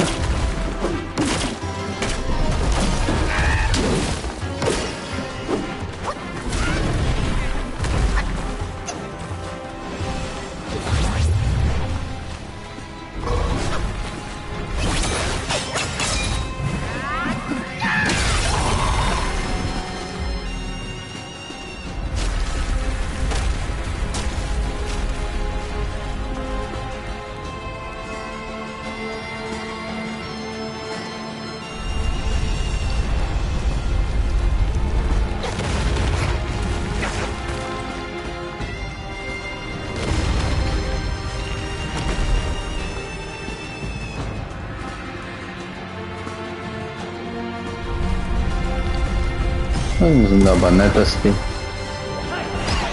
Kamera noch platzieren.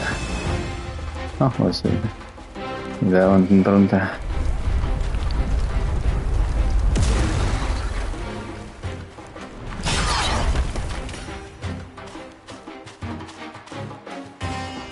Wie so ein Fisch.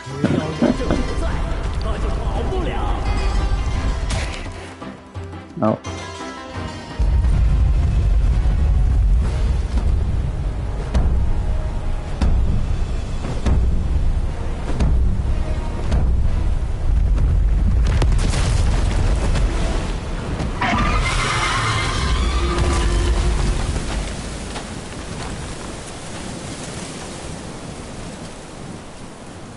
Geschwächt. Wie ist der Wessel? What Wessel? Ah, häng fest. Ah. Oben und was? Ah ja. Ah, da. Oh, der hat ja einen Kopf. Ah, hat noch mehr Buddha-Augen. Was mache ich bloß mit diesen ganzen Augen?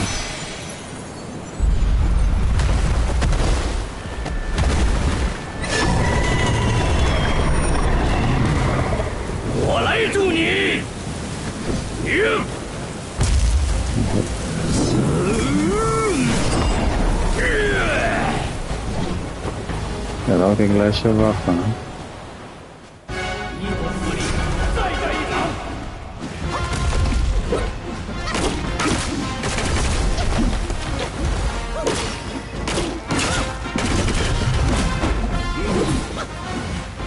Mann, bist du groß, Ratte.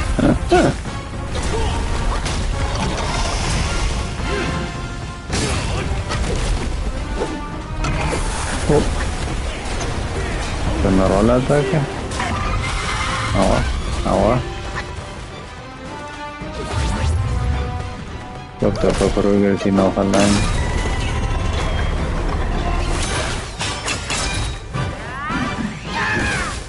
Wieso trifft das nicht? Ah!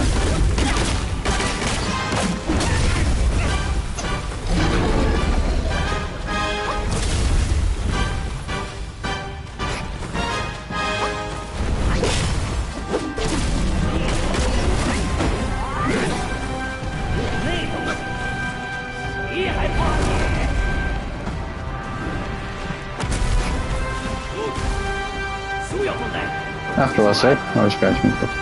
Ja.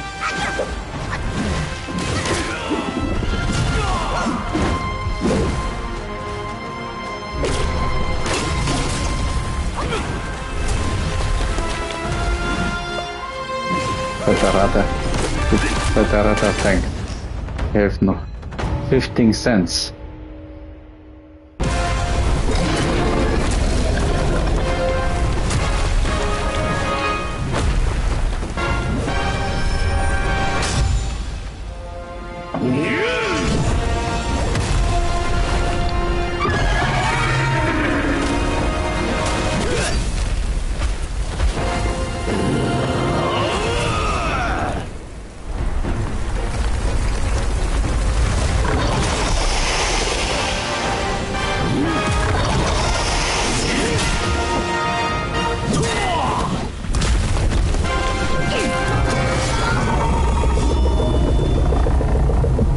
Hirn. Ah, okay.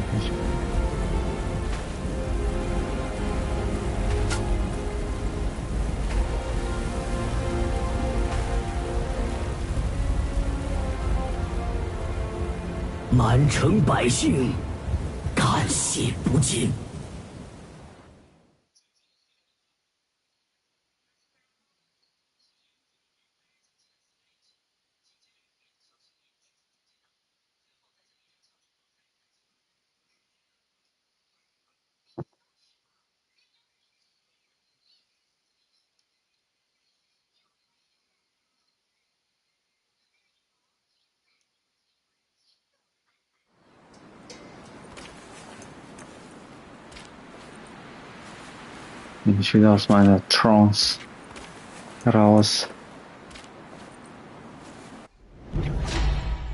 Wind Tamer Vessels. I abide by the Buddha's decree, here to subdue the yellow-winged guai.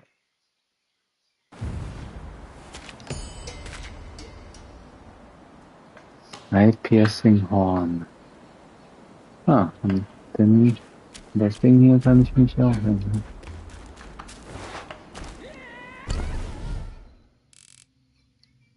Ist ja die gleiche Tür. Oh, jetzt ist sie zu. Hm.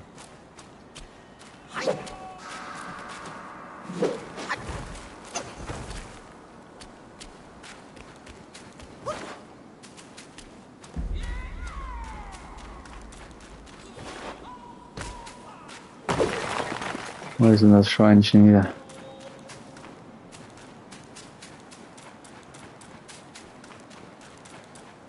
Betrinkt sich wieder irgendwo.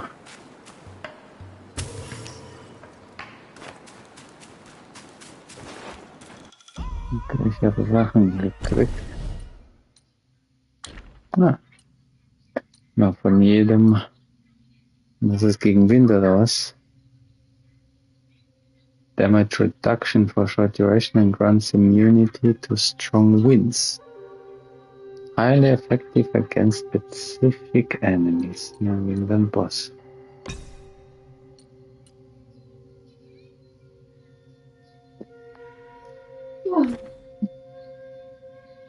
Eine fette Explosion. I abide by the Buddha's decree. Ja, so gut. Okay.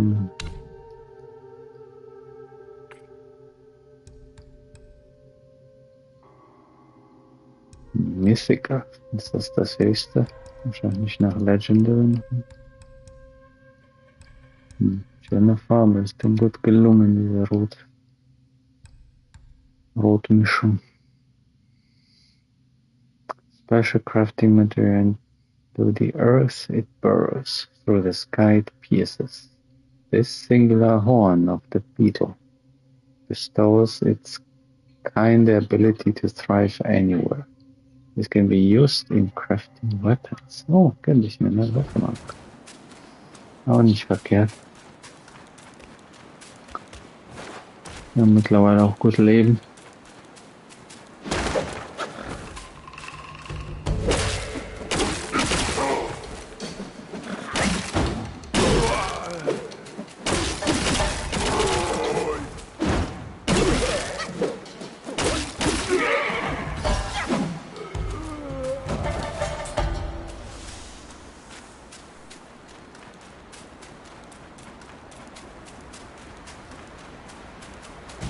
Mein Fernseher hat auf jeden Fall irgendeinen Fehler unten.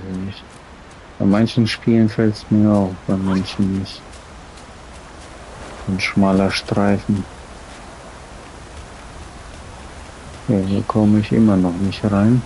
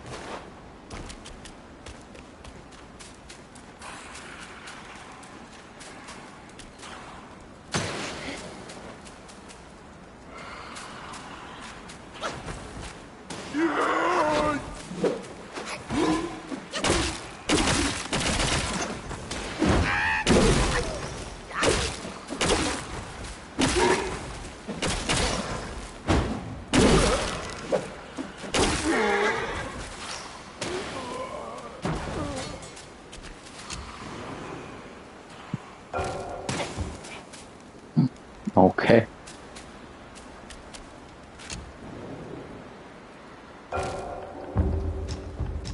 Aber ich dachte, wo kann man das denn? Oh, lustiges Ding. 22 Defense. Taking medicine grants considerable focus.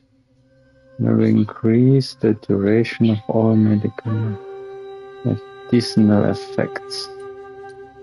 Und das ist für Medikamente, die setze ich jetzt auch nicht so gerne an. Dann muss ich wohl abwarten, die nächste.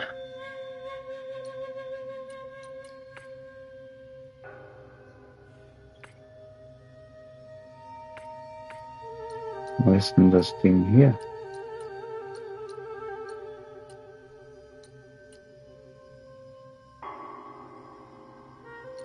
Das gibt mir 35. Ah, ja. Jetzt zeigt er mir das gar nicht an. Wie soll ich nur empfehlen?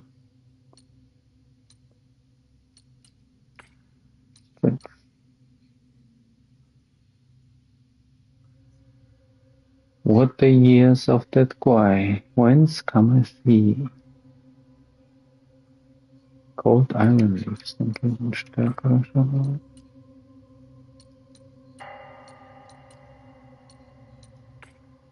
Strange, dass alles da ist, bis auf, kann ich nur 3 herstellen. Fällt mir dann nicht. Ein neuer Würfel.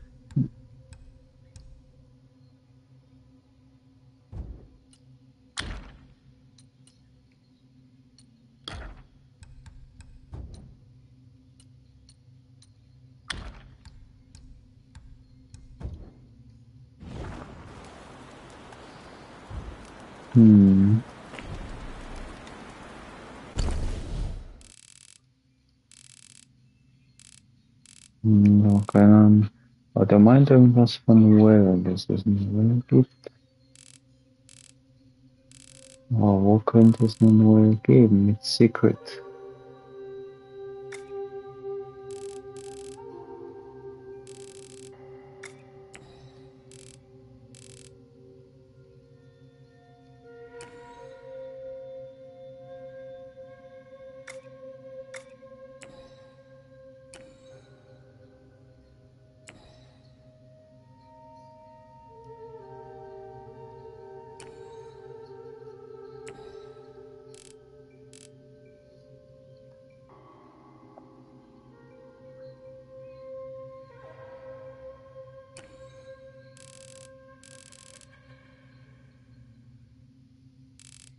Wo hatte ich einen Well gesehen? Oder hier, weil der meinte nicht. Da ist ja was, er hat sich geöffnet. Vielleicht war das das Secret. Ja, well.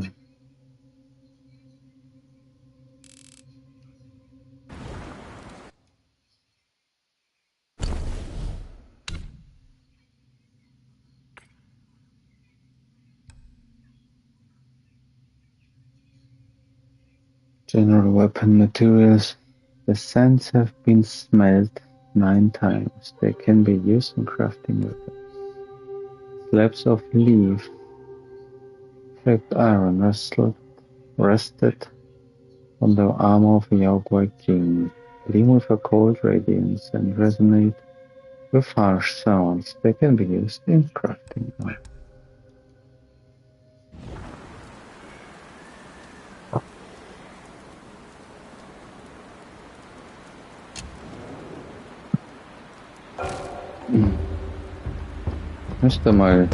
Teste mal, dass ich ich habe ja schon mal verstärkt. Was hat Ihnen das gebracht? Reduces G cost.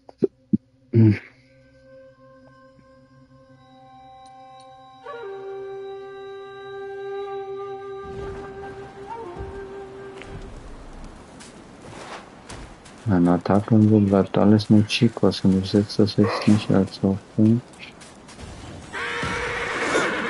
Jetzt ruckelt es wieder mehr irgendwie. Also gestern war ich ja in dem Gebiet hier, das hat mich so geruckelt. Komisch, dass das heute so.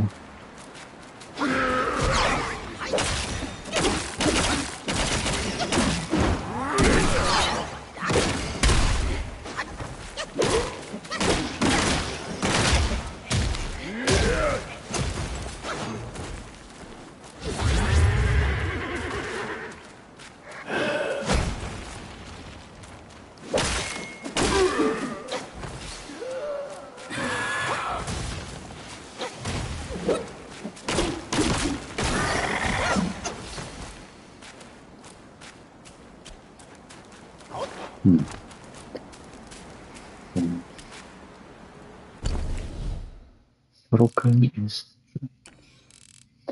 Okay. Gut, aber dann weiß ich sonst nicht wirklich, wo ich noch so laufen soll. Müsste ich nochmal alles durchlaufen, gucken, wo ich was übersehen habe. Gehen wir mal zu dem Windtyp. Ja. You like this behavior? Okay, inside like that. We have one here is for the people. Inside Chinese is no longer. Okay. Ah, throw away. Yeah. I didn't see she throw away.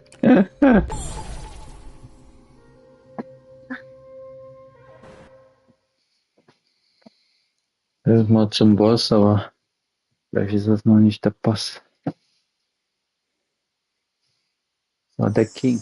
Already. Oh, okay. Been watching, so. Langweilig. Langweilig. Habe ich mich richtig teleportiert? Ich glaube, hier ist kürzer. Was machen wir hier?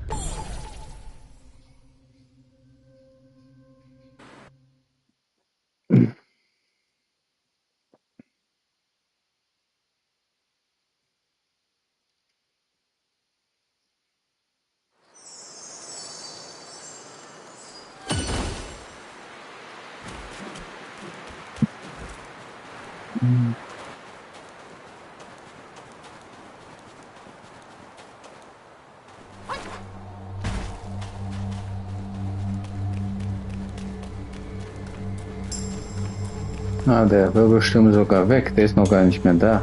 Und trotzdem ruckelt sie verrückt. 何苦回来？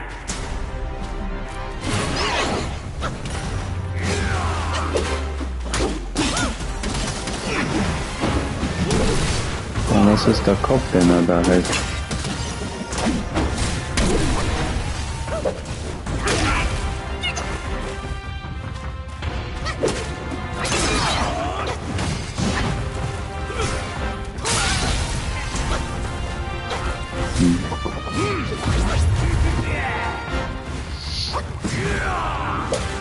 Quando non no.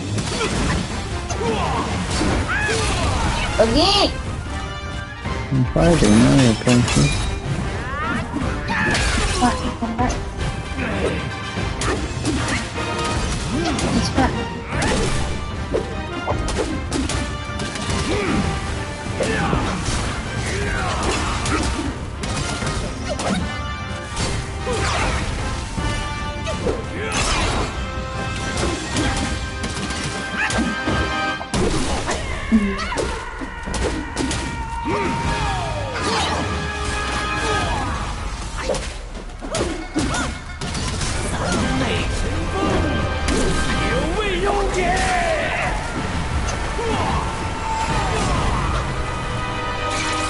Jetzt noch das Ding ein.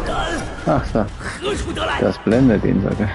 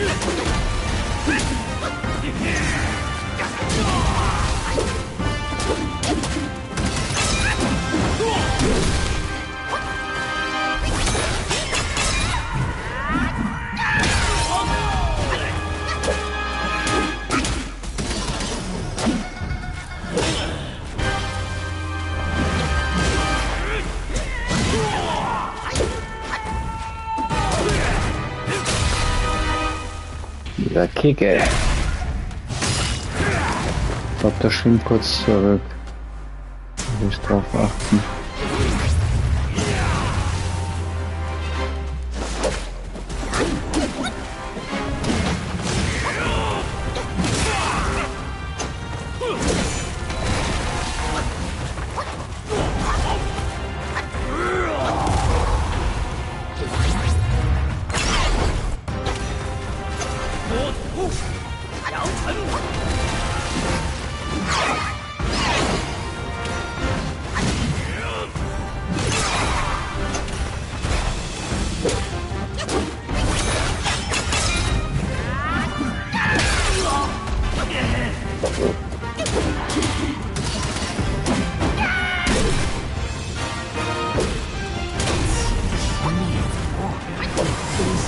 然不肯放过我！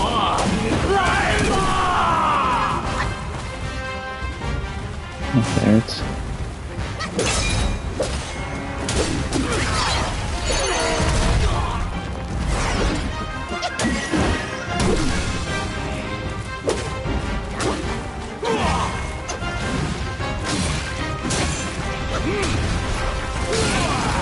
Oh.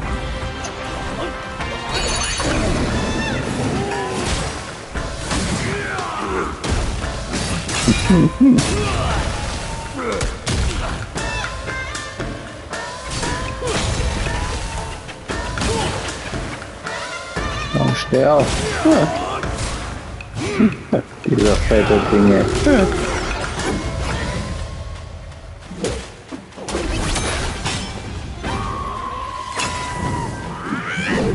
Oh, verfehlt er ihn klar.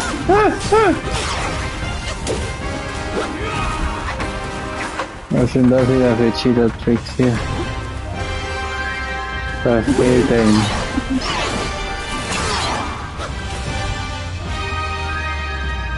Glaube ich, wenn ich links einsetze, kann ich ihn.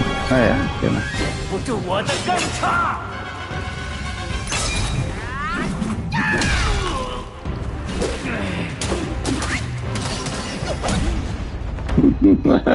Hat er ihn einfach mal verfehlt.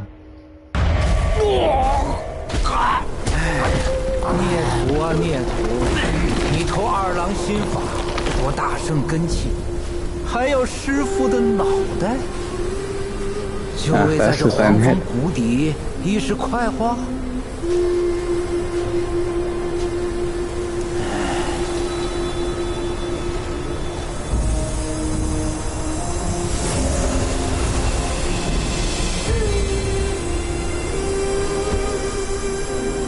Das ist der Buddha.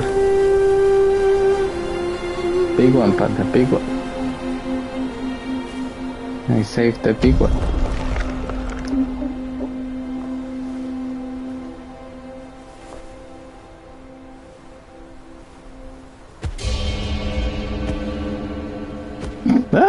He looks so funny. 阿弥陀佛，阿弥陀佛。小施主，老衲乃是小须弥山之主，法号灵吉，也是这鼠妖的看管之人。大圣陨后，六根不灭，散落到了世间。这贼鼠私下寻得其中一根，因自身修为有限，难以炼化，于是生了歹心。我不慎中了他暗算，连头颅也被他一并割去，做了存放根器、修炼邪法的容器，连带黄风岭再次生灵涂炭，我之罪也。此番重回大道，全赖施主智勇无双，这世上应只有施主一人有资格保全此物。来吧，替我收好它。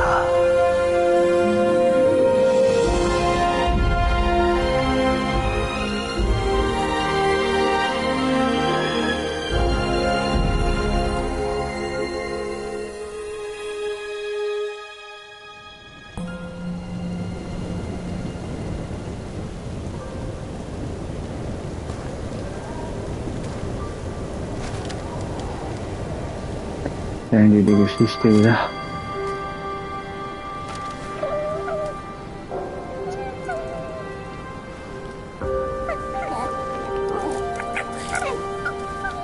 Alle.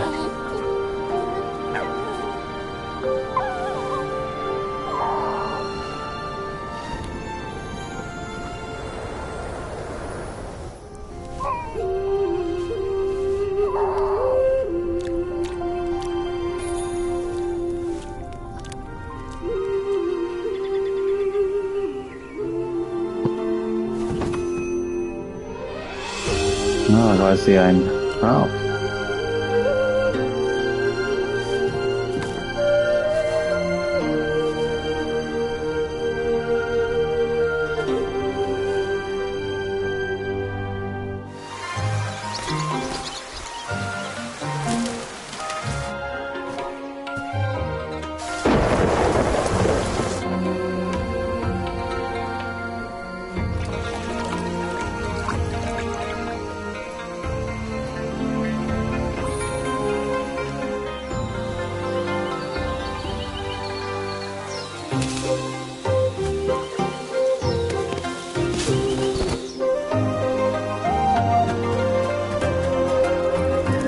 No, der pinkelte.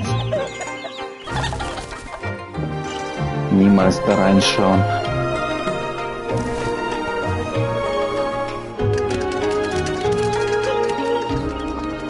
Ein ganzes Leben, hm?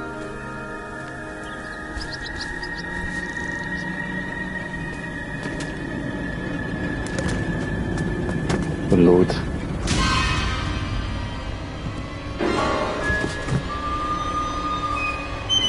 Baby auch.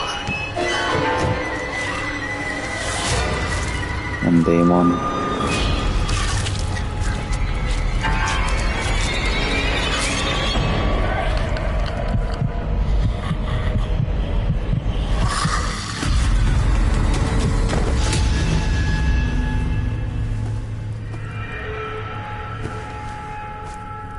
Der Fuchs von damals.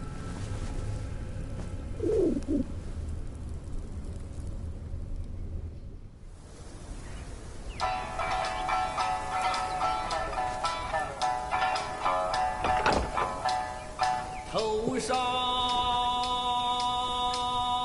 烈日倒下了，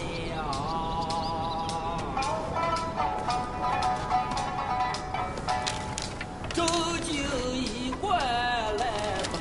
人也，兽也，佛也，妖也，众生自有根器，使优劣为次第，可乱来不得。你说对吗，孙悟空？孙悟空。Also ist doch das andere. 你风沙里走了这一遭，可曾寻到天尽头的古国？又可曾撞上虎肠坠崖、石头打架？只怕你聋了耳又乱了心，越是贪图完满，越是搜不干净。鼠与虎都一样，没天命又不认命。小猴子，你听，那风里传来的都是求而不得的声音。Snake? Oh, I'm a snake! Snake again. Before, no? Yeah, I mean, yes, he shouted. Snake. So it's good time I have the holiday. Snake. Can I shoot it? Hmm? Yeah? Go. What word girls and I can drive you. You say what word girl? You were told my place. Yeah. Yeah. Yeah. Later was Okay. Okay. Yellow sand, desolate dusk. Ich habe lange meine Sparks nicht mehr eingesetzt. Lieber ein paar bestimmt.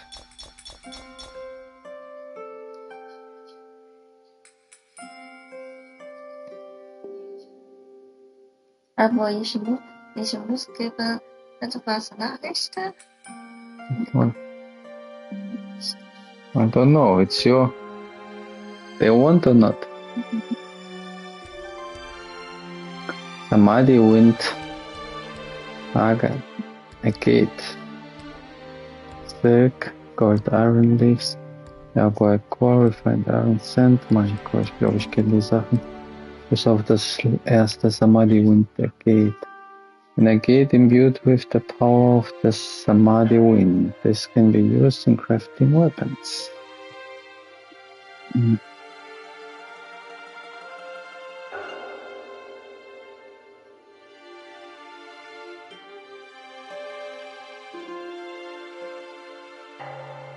Spricht man das Ding?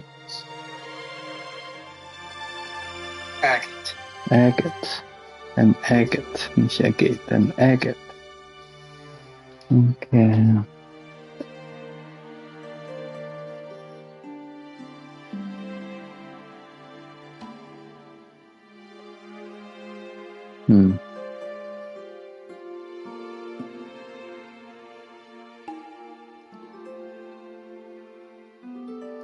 Ich glaube, ich habe die erste weit mehr verstanden, nachdem ich die Dialoge gelesen habe. Ich glaube, bei der dritten mache ich es wieder so, dass ich direkt lese. Dann kann man auch mehr Zusammenhänge jetzt verstehen. Das ist das Dorf, Rackendorf. 寿星牵白鹿，老君骑青牛。文书作青诗，谱弦遇白象。这巨虫，ja. 说不准也是美味的坐骑。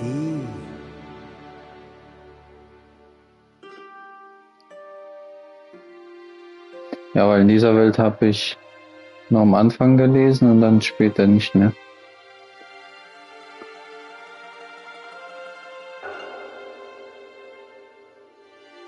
Dachte ich, heb's mir auf, versuch's mal so rum. 信什么不好，偏要信妖。不遵天道，必降天灾。 Auch hier, irgendjemand hat sich scheinbar auf einen Yaoguai verlassen.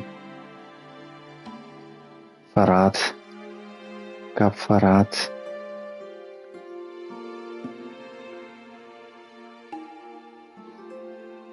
盘古至今曾见风，不似这风来不善。那场风啊，乱了金刚，惊了罗汉。 文书走了青狮，普贤失了白象，弄得三界震颤。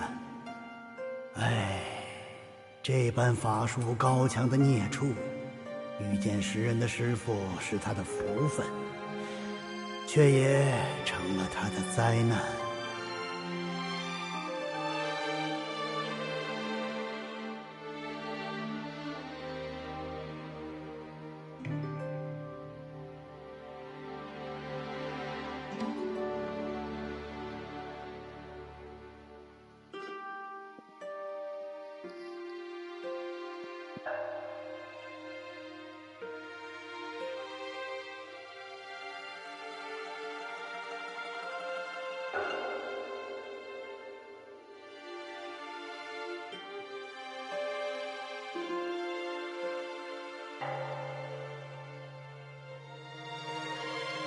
Sieht nach einem Drachen aus, ne? Ein Drache. Mit einem fetten Schwanz. Und irgendjemand, der ihn reitet. Und der bläst ihn weg.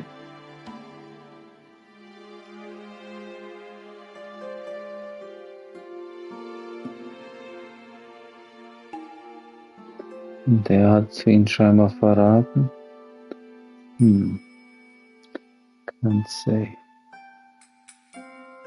救也救过，罚也罚过，躲也躲过，藏也藏过。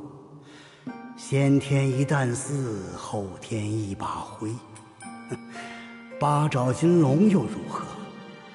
动了凡心，菩萨也要吃亏。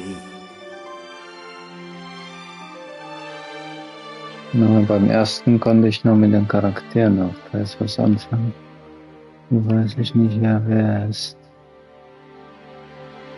Es dürfte halt der King hier sein, mit dem Tiger, der ihn beschützt.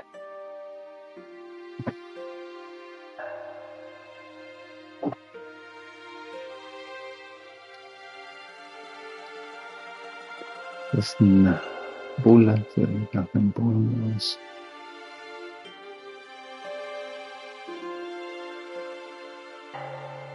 Eine Ratte. Was bist du hier? Ein Ei.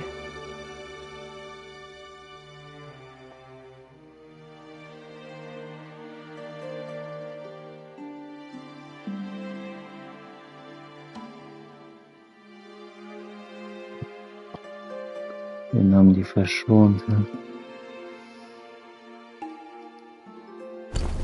Ah, ich kann jetzt die Journals theoretisch auch lesen. Okay. Relic. Was haben wir hier? From the faintest noise, capture the deepest significance. Bold ventures bring both pride and resistance. Echoes of the past can be found where karma lingers.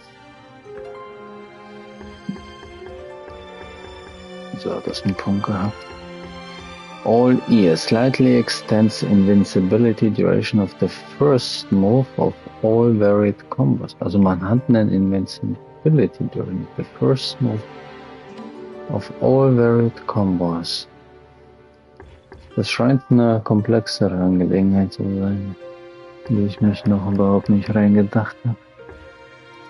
Sound as a bell narrows the window of rock solid deflection but returns half of the mana cost of the spell upon deflection.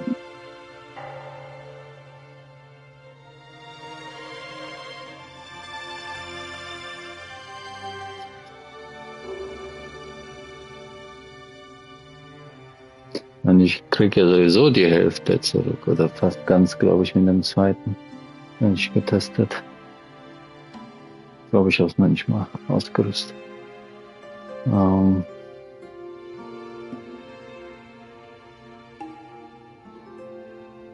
Also nicht Hälfte plus voll, dann kann ich ja plus, das ist ja das, was ich will eigentlich. Ich war etwas enttäuscht gestern, als ich gemerkt habe, ich verbrauche ja auch mal.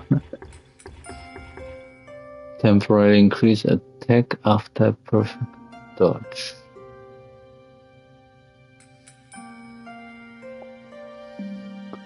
Perfect dodge.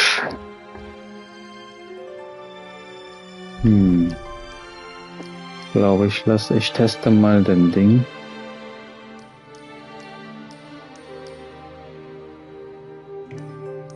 Habe ich hier genommen, aber das heißt for hit with unveiling strike. Das habe ich nicht genommen. Das increases critical hit damage. Das hat mich nicht interessiert. Focus G, ja genau.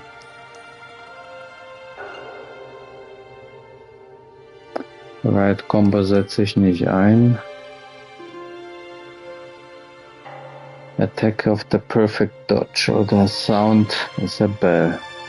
Muss mal testen, ob ich voll mein Mana zurückbekomme oder mehr sogar. Und dann kann ich entscheiden. Lass das noch offen. Na, kann ich eine neue Waffe machen. 66. The fourth move of Light Attack Combo and Mobile Staff Spin, was ich nicht nutze. Aber Move of Light Attack can steer up a whirlwind of sense, increases attack range and damage. Und den vierten nutze ich immer wieder mal. Brauche noch Refined Iron Sand. Okay.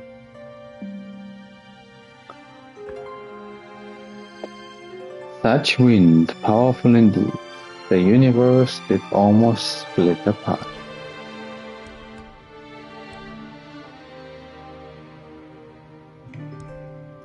Und Bear.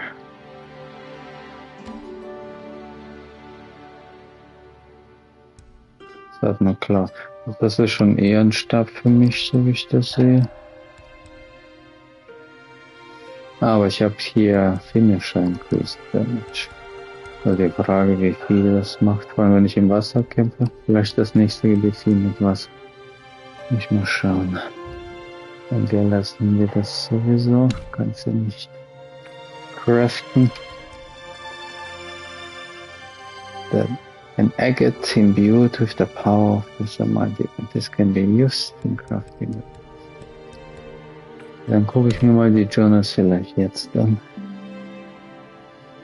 Solange ich noch nicht weitergegangen bin, dann kann ich mir auch merken. Also mir fehlt ein Chief. Charaktere hatte ich alle. Und mir fehlen die Kings. Drei Kings. 19, 3 Kings habe ich gesehen. Ein Chief. Und sogar einen Mensch. Also ich habe ein komplettes Gebiet scheinbar irgendwo. Ist noch Meditation. So, womit fange ich an? Characters.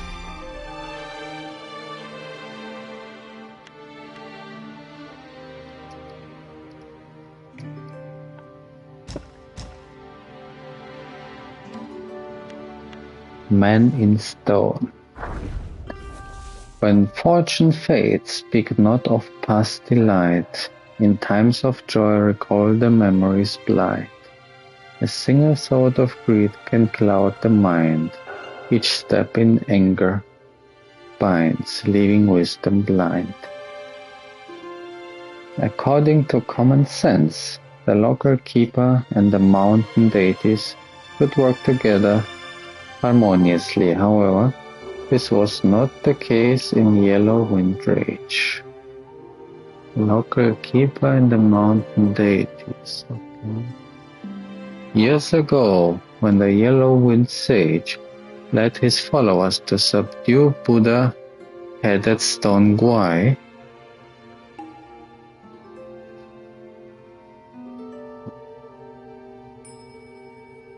he sought the Keeper's assistance in battle.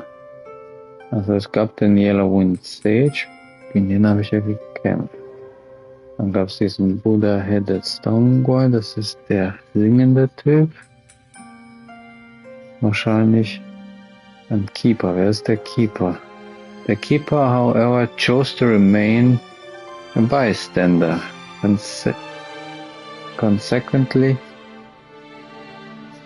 Consequently, when the Guai's essence was divided and disturbed, only the mountain deities received a share, leaving the keeper empty-handed and filled him with resentment. Okay?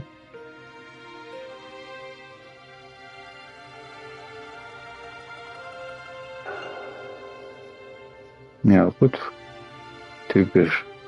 Will erstmal nicht helfen und dann, knowing his own abilities were mediocre and lacking any significant divine powers or backing, the keeper believed that obtaining the essence would grant him great power, akin to those of the mountain deities. Thus, when the Father of Stones departed and the Yellow Wind Sage surrendered, he harbored malicious intentions toward die Mother of Stones. Die Mother habe ich ja gekillt. Und dafür, es gibt noch einen Vater. Okay.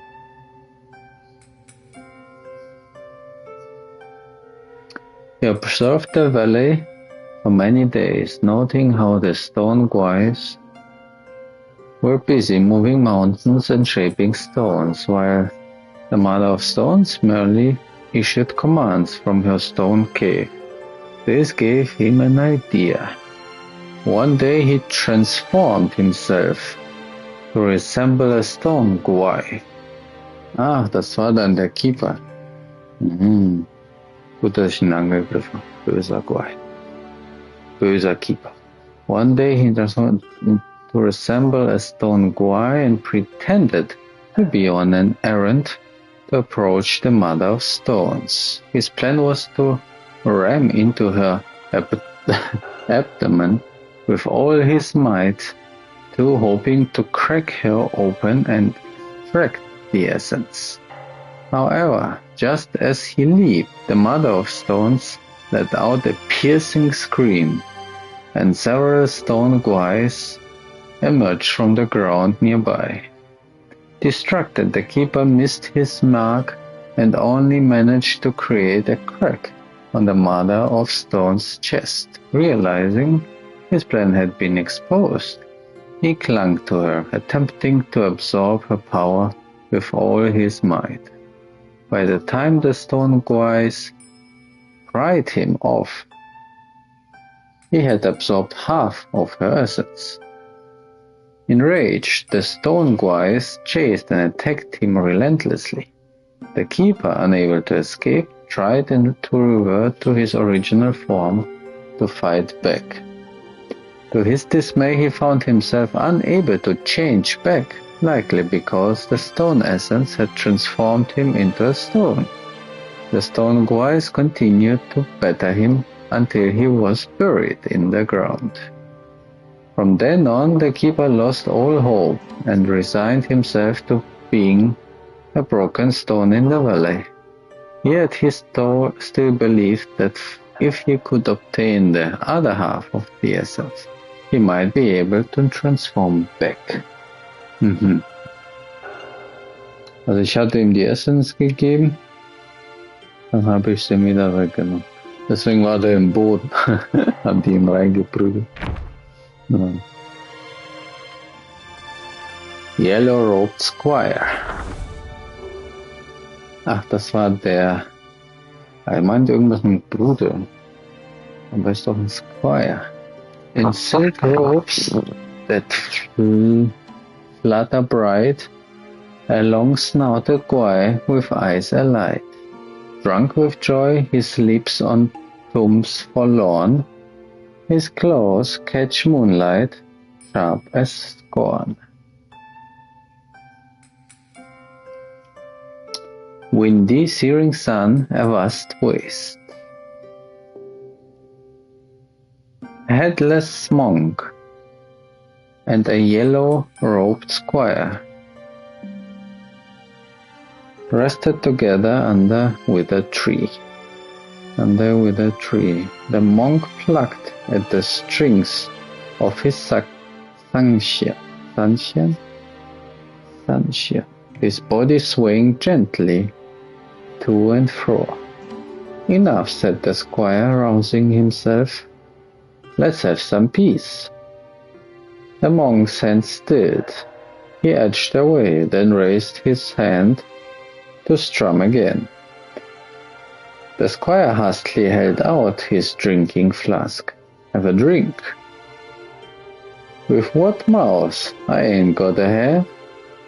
Where is it? Didn't you hear the song?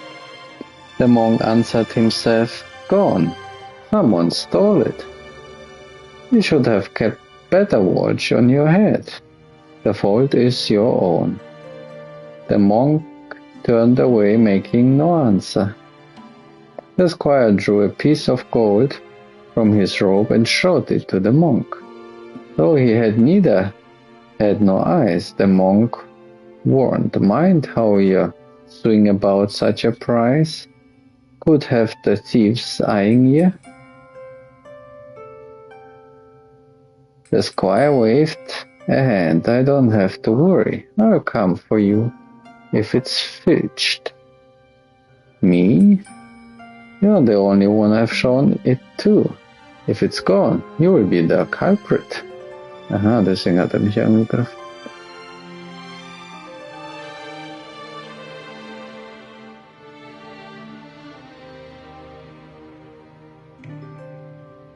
Piece of gold from his robe, okay.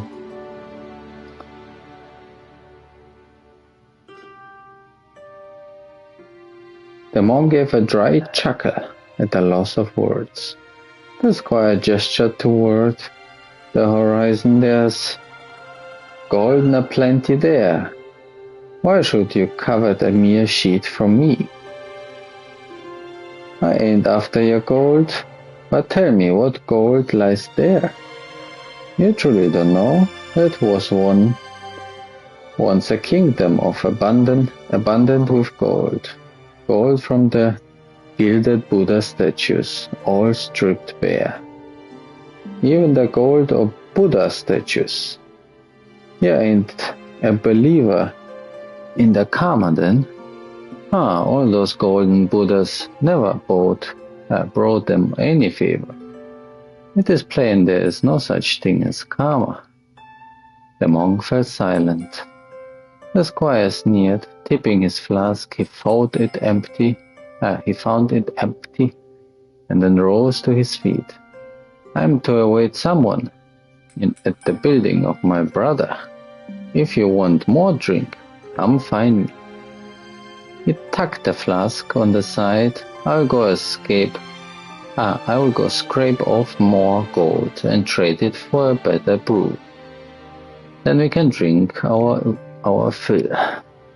The monk tried to stop him, so he played the sanxian, singing a song of karmic justice.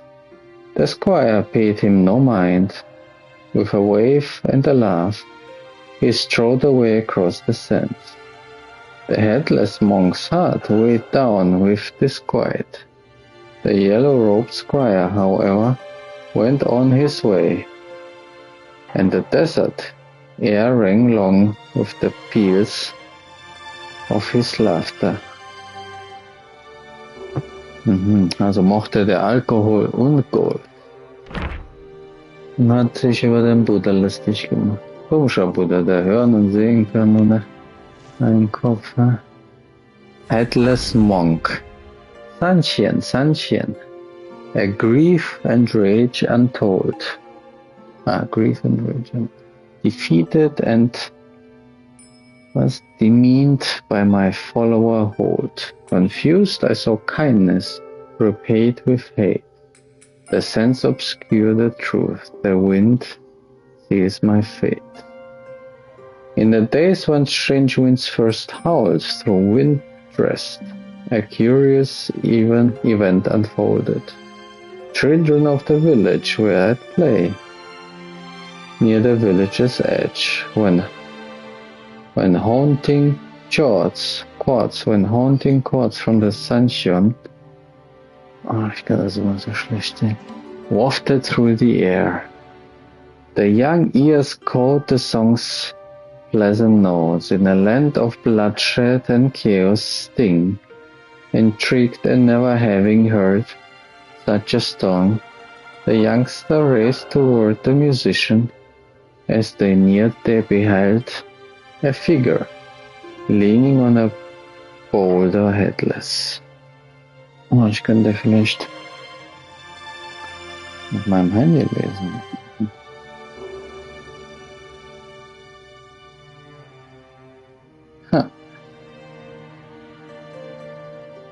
Das ist auch so klein. Children, ja, jetzt kann ich das gut sehen. Would you? Barbecue? Maybe. Didn't we throw away?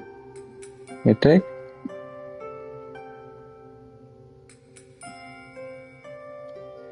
So, what's our children were playing? Okay. The youngest caught the song's pleasant notes in a land of bloodshed and chaos, sting, intrigued, and never having heard such a song. The youngsters raced toward the musician. As they neared, they beheld a figure leaning on a boulder headless.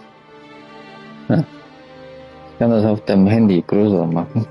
Kann ich das gut lesen.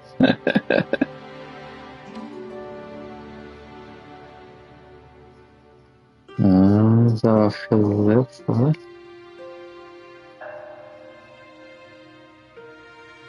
The children scattered in... Achso, das Video nicht laufen. Das Video laufen lassen. Muten, so. The children scattered in fright, all but young Chengda, who stumbled and fell. As he lay weeping and watching his friends flee, the headless monk ceased his strumming. He emerged from behind the rock and strummed once more. Invisible forces gently lifted Chengda, steadying him on his feet. No longer fearful, the boy observed that, apart from the missing head, this figure resembled the benevolent monks he had seen in the hamlet. Seeing Chengda unafraid, the headless monk plucked another cord. A cooling breeze passed over the boy's bruising leg. Looking down, Changda found his wound miraculously healed. Clapping in joy, he exclaimed, "Magic, magic!" The monks drummed again, and Changda's torn trousers restored themselves. With that, the monk returned to his eerie song, "Yellow Wind Ridge." A mighty all range, once buzzing with joy and glee, and vanished into a gust of wind and sand. When the villagers returned to save Changda, they found him pointing at the sand, exclaiming, "It was an immortal." The adults scoffed, "Nonsense! What sort of immortal lacks a head? You've seen a ghost, boy."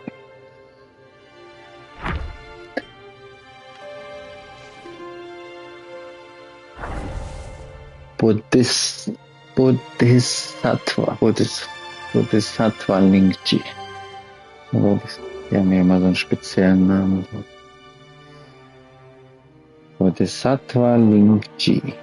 From emptiness desires arise, bringing strife. From compassion lust grows, vast as life. Past joys turn to future regrets. Cleanse the heart, let go as the wind sets. The reason behind Bodhisattva Lingji's beheading were widely debated. Die wissen es nicht wirklich, was? The Tiger Vanguard put it this way: "How could we, merely followers, dare to discuss the Master's affairs? However, I once heard my father mention that our Master despised that Bodhisattva of some sort. Their so-called Master-disciple bond. To me it was more about merely seeking protection. Being Yao Guai, you got to be pragmatic. Immortals and Buddhas don't show mercy. It's all about mutual benefit." The king of flowing sand seemed to know more details. Years ago, when Master...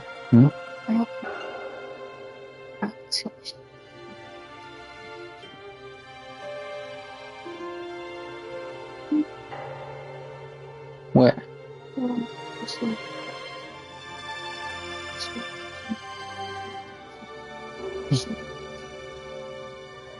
It's a little old, no? And you like Fliesen, ne? Du magst doch Fliesen, mein Schatz. Fliese. The king of flowing sand seemed to know more details. Years ago, when Master had my humble kingdom over disasters, I caught a glimpse of that big beetle. It had a Buddha head on its back. Stimmt. Identical to the one Master beheaded. Also sein Master. Okay. Alas, everyone in my kingdom turned into rats later. Das war dann die Folge. Master said it was a calamity he brought upon us and left with his followers. I know he didn't want to leave. He always wanted Yao Guais to live dignified lives.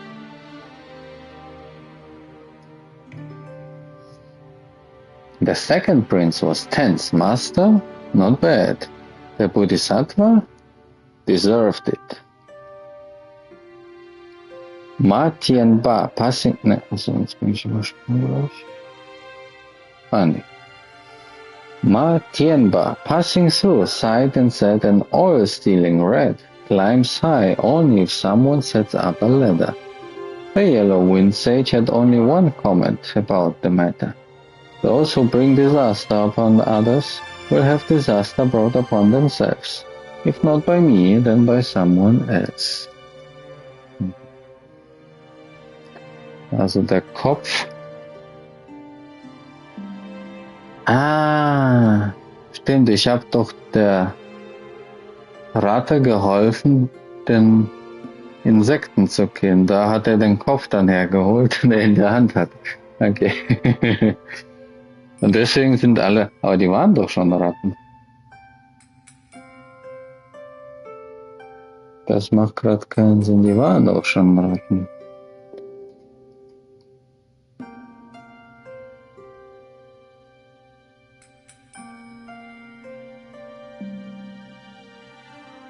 Dann waren die anderen vielleicht keine Ratten, sondern nur er war eine Ratte. Vielleicht wollte der ein Ratten-Kingdom.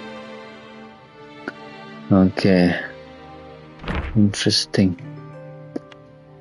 Der Shame Monkey habe ich gelesen. Anita sagen, es tut mir leid. I don't know if you need. They expect you? So don't need. Yeah, just... You can if you want, I don't know. It's yours. Yes, you want. Yeah, but you can. No divine... Shoe Dog. Was war das? Achso, das war dieser, der mir die Tränke gemacht hat. No divine arts, no meditation's trance. With a palm fan, he nurtured his pill's dance. A sincere heart, the medicine he seeks, bought by human woes and worldly techniques. At the eastern end of Jingshu Alley stood a modest Taoist temple, home to a solitary Taoist. This Taoist professed to have discovered the ancient formula for an immortality pill from the sea, earning him a reputation as a miraculous healer. The Taoist's pills, when taken by the sick, showed no significant improvement, and when taken by the healthy, had no noticeable effect. If anyone inquired about their efficacy, he would calmly explain, there is no such thing as a wondrous cure or pill that can bring the dead back to life.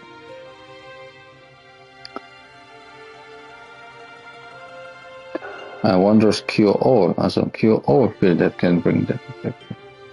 True health arises from the harmony and smooth flow of one's essence, vigor and spirit. Consequently, people began to doubt the Taoist's skills, leading to his temple being sparsely visited and few seeking his medical assistance.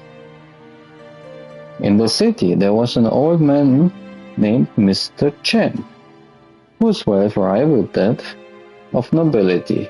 Now in his 60s, he had fallen gravely ill, showing signs of being near the end of his life. His son sought out a Taoist and invited him to treat his ailing father. The Taoist had a yellow dog that he kept by his side at all times. This time, he brought it along to the Chen residence. The Taoist prepared many special pills for Mr. Chen.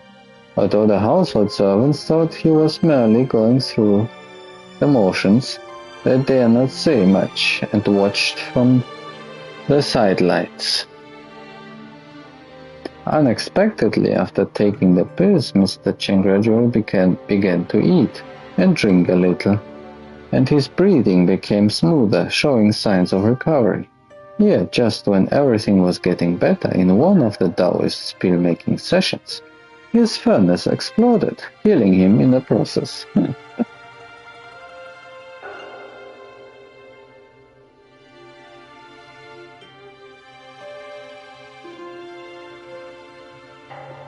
The household servants came to clean up the Taoist temporary quarters, lamenting the whims of fate.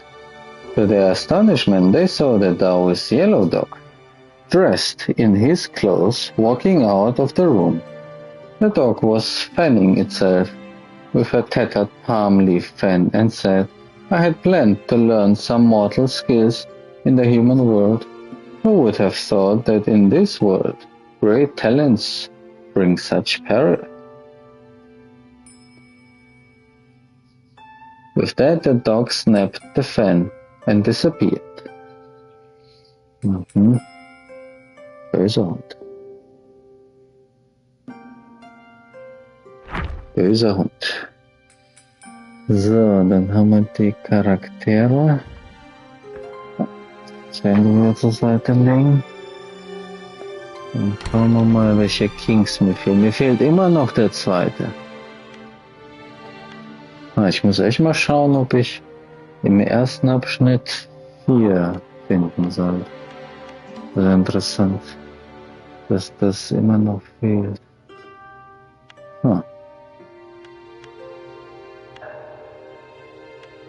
Black Windscreen. Black, Yellow, das ist nach Farben scheinbar, okay. Tiger Vanguard.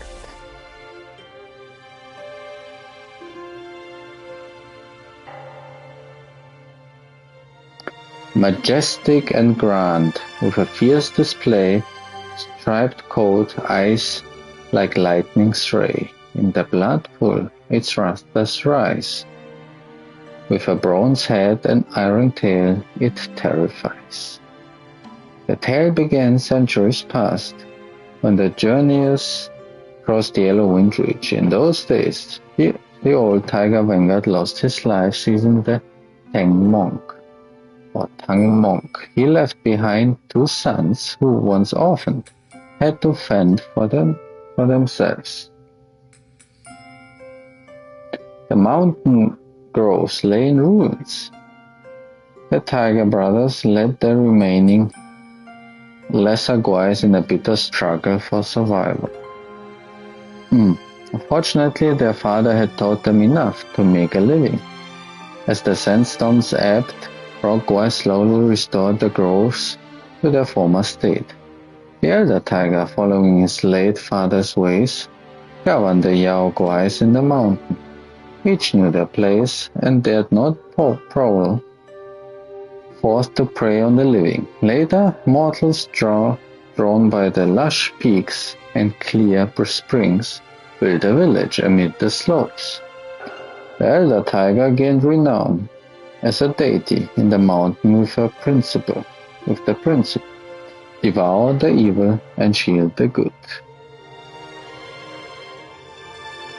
Also die 2 Kinder von dem Tiger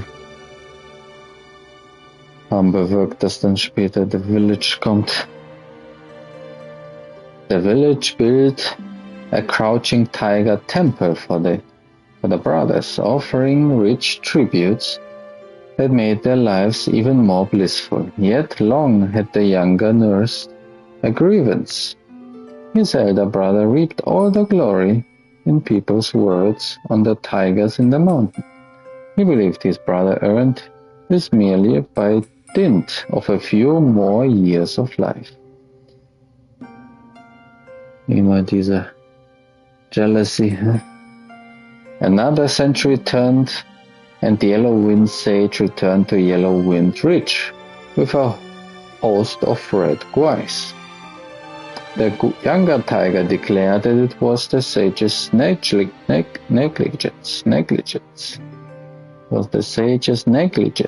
that had doomed their father. He clamored to slay the sage in vengeance, urging the brother to drive off the rats. Deeming this just, the elder agreed, but in that fight, the sage unleashed a vessel like a bodhisattva's severed head, with its gale sharp as an edge. In a single clash, the younger tiger fell grievously wounded. For the life of his little brother, the elder tiger at once cast down his arms and knelt in surrender.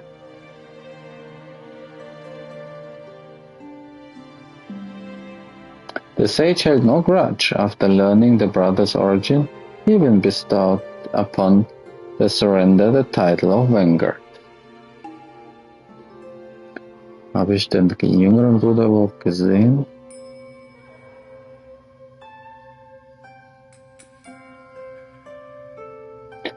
When the younger tiger woke and learned his brother now served as the Vanguard, he seized in disbelief.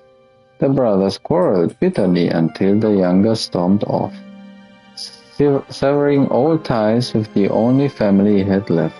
Dat is einfach weg vielleicht. In the Tiger Vanguard's eyes, the yellow-furred rat had twice destroyed his family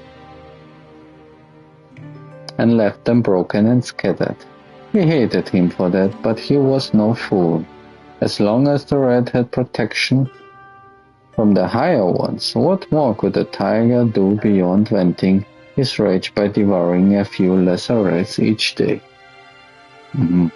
Also der ich im Secret getroffen habe, war der Vater, und der an dem Pool war dann der Ältere. Und der Jüngere, no idea. Stone Vanguard.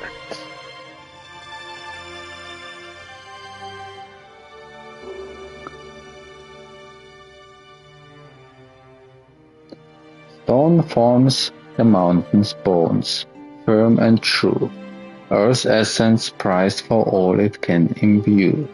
Its back bears towering rocks reaching the sky, lofty in stature and majestic in height. Ever since the Yellow Wind Sage bestowed the Buddha-headed stone guai essence.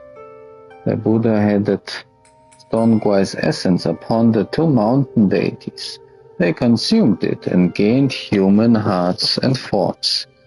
The union of the two resulted in the birth of a stone child. Thus the Yaoguais refer to them as father of stones, the mother of stones, and son of stones. Later, the father of stones left the mountain for some reason, and the son of stones went in search of him, leaving the mother alone. Oh yeah, poor mother. The mother of stones was never fond of violence. When the Yellow Wind Sage gave her the essence, he entrusted her with the task of diligently taking care of the mountain's inhabitants. She took this responsibility seriously and worked hard. When the journeyers passed through Yellow Wind Ridge, the Yellow Wind King captured Tang Monk, forcing Sun Wukong to seek Bodhisattva's Lingji's help to capture, When the journeyers passed through the Yellow Wind Ridge, the Yellow Wind captured the Tang Monk. War das der aus dem vorherigen Gebiet? Forcing Sun Wukong to seek Lingji's help to capture him and take him back to Mount Lingshan. Also der Buddha hat sich mit dem Wukong vereint, capture who? King or monk? And take him back to Mount Lingshan. Years passed, and upon the return of the sage, also doch den king, the ridge was populated with many stone guais. Among them was a particularly strong and robust stone guai, which he learned was created by the Mother of Stones with all her might to guard the cave.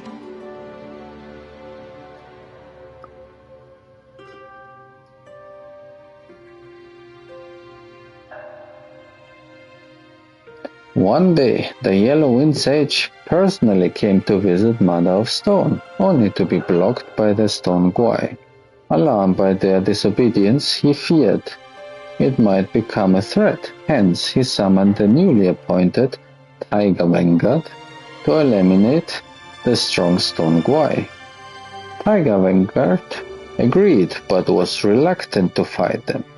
They had once worked together to rebuild the mountain, and he knew the strong stone guai was highly respected by the other stone guais, who saw him as an elder brother. He advised the stone guai, "Brother, we have endured much to reach this point. If I can help, I will."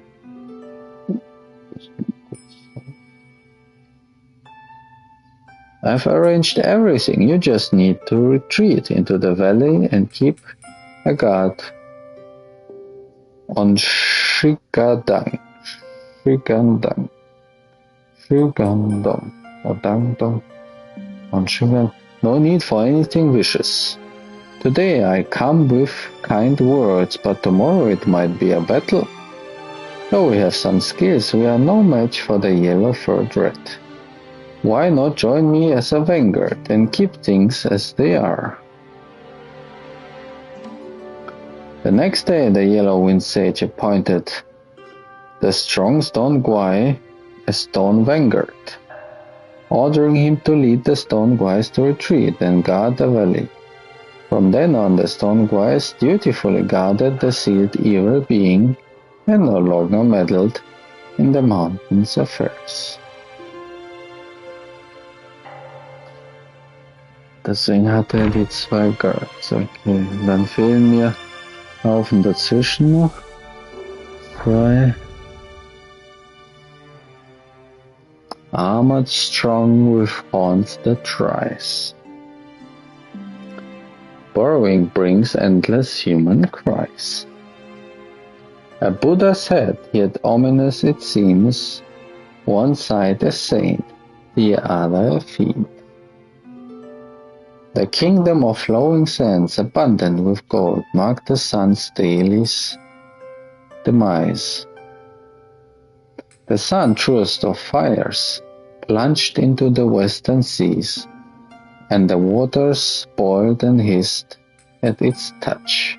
Each dusk, as the evening bell tolled, the king sent men to the ramparts, where they beat upon a great drum and sound clarion calls, thus neutralizing the noise of the seas, which would otherwise be sharp enough to ravage babies in their cradles. This drum, known as the drum of the setting sun, was a gift from the Buddha, and granted peace of the common folk, to the common folk. In gratitude, they filled their land with golden statues of all those enlightened, and the place came to be known as the Buddhist Land of Gold.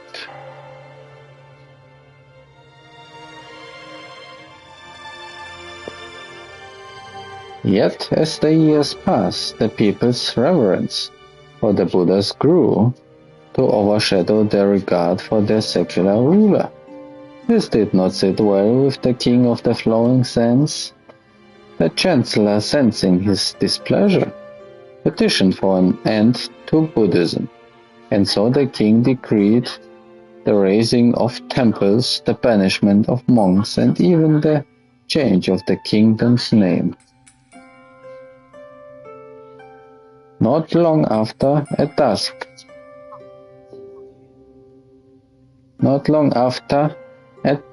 when the great drum was struck, a monstrous insect erupted from the earth beyond the border. With terrible might it ravaged the humble villages, leaving untold dead in its wake. From then on, the sound of the drum unfailingly drew the Yaoguai from its den to wreak new ruin.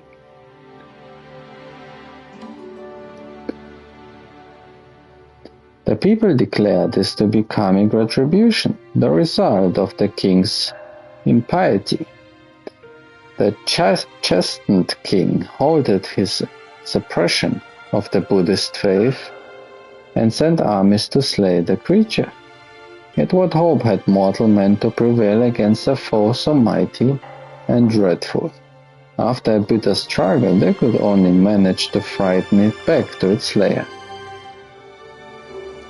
Fortunately, there was an enlightened monk, yellow of hair and garb, passing through the land. The righteous soul could not bear to witness war and injustice, and aided the armies in slaying the wicked insect. In gratitude, the king honored him with the title of royal sage, and the monk resided in the kingdom for several years. In time, the royal sage took his leave and resumed his wanderings. Word came to a Bodhisattva, well pleased by his worthy deed, had taken him as a disciple. He then founded his temple in Yellowwind Ridge. See how the world favors virtue, the king often remarked.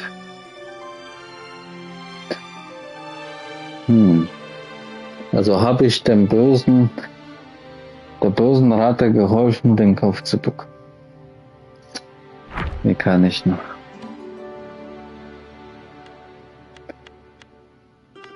Blackwind, Yellowwind Sage. Dann schauen wir mal, was beim Yellowwind Sage steht.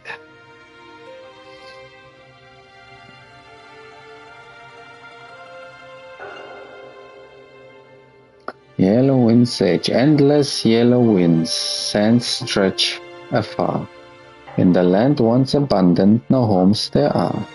Half Kwai, half immortal, who can decide? Thief or sage, why would he mind? Firelight flickered over a table, laden with wood and drink. The second prince of flowing sands, sitting on the table, gnawed on what might have been half a haunch with relish. The king of flowing sands sat beside his son obediently.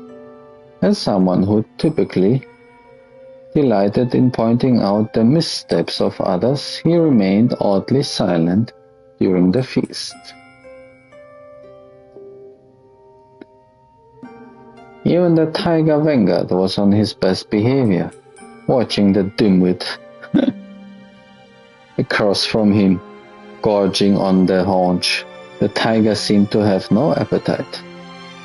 The yellow-winged sage sat in the place of honor, one hand caressing the object resting on the table, the head of a bodhisattva with eyes closed in silence. I need more. The sudden shout from the second prince set all hearts hammering. His the king of flowing sands, glowered and hissed, "Shut it." Then he scrambled his knees and pleaded for forgiveness. A trifle is all. The yellow-winged sage rested his hand atop the head of Lingji, then stood. With my master's most prized vessel in my grasp, I can surely absorb that thing. I mean to enter secluded meditation. Starting today, I have appeased those old rascals from above, yet it will be wise to remain discreet.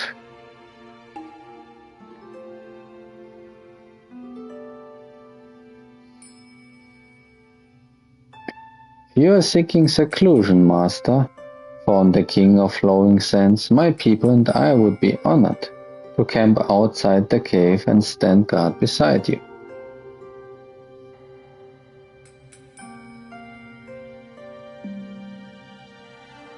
Also das soll verschieben. Beside me, the sage gazed at his master's head and rejected his offer immediately. No, you will move to the ridge. I will be setting the yellow wind formation. Let no one disturb me.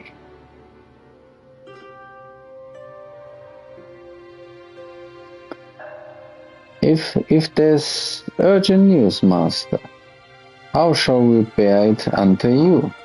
The king cried out. The yellow wind pointed at the tiger vanguard. Have your rock brothers raise paths of sand, each with a gate locked by a secret tally.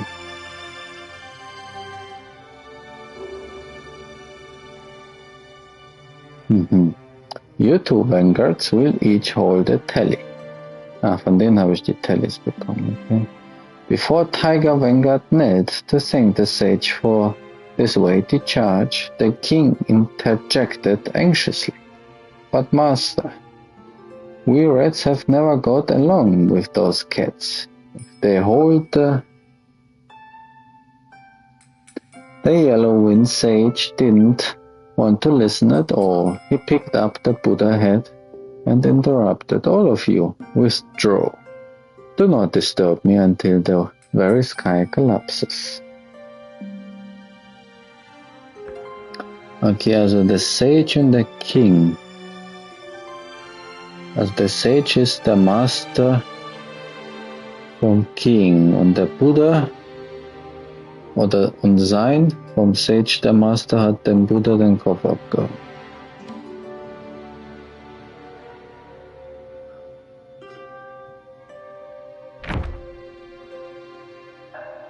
Mit dem King habe ich jetzt nicht gekämpft. Der King hat aber...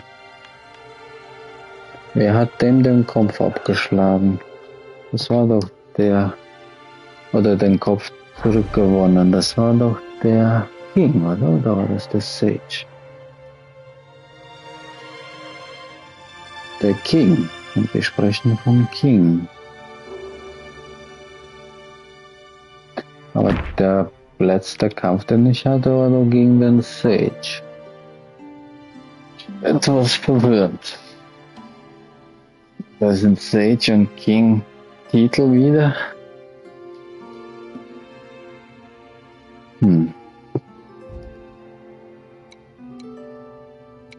Das heißt, mir fehlen noch 3 Kings. Chiefs. Da habe ich alle nacheinander. Earthwolf.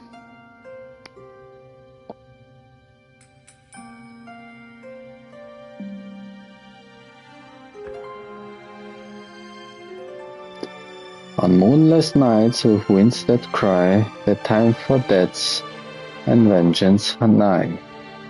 In kind Yaguais place your trust, but wicked souls defy you must. There was once... Wer ist denn das überhaupt? Earthwolf. Earthwolf, habe ich gegen den gekämpft? Wahrscheinlich ja. There was once a general's son who served as a drill master in the barracks. Cruel and ruthless he was, and the soldiers trembled at his commands. Yet out of respect for the general, they bore their resentment in silence. The drill master, who had a passion for hunting, kept a Chinese she-goat, a slender hound. One day he went hunting with several instructors, but returned empty-handed, much to his shame. He blamed the innocent hound for their failure and had it beaten to death. So viel zu Liebe. The soldiers who had been ordered to kill the hound were much troubled in spirit. They buried the hound in a field behind the barracks, where many ling-chi mushrooms grew, and gathered at night to chant sutras for the repose of its soul. One night the drill master heard a dog barking outside the barracks. He sent men to seek out the source of noise, but the barking ceased each time they approached, only to resume once they had returned to sleep. After a few times the drill master lost his temper and went to investigate himself. As he stood in the yard, he felt a sound came from beneath the ground and ordered his men to dig up the earth. As the soil was cleared away, the hound... No, that should stick. The hound leaped from the earth, appearing as it had in life, but now adorned with thin tentacles, like the roots of some peculiar plant. The drill master, thrilled by this rare find, called to the hound. It recognized its master and bounded joyfully towards him. However, 2 hard, antler-like mushrooms had grown upon its head. As the hound leaped into the drill's master's arms, these mushrooms pierced his chest, and he died then and there.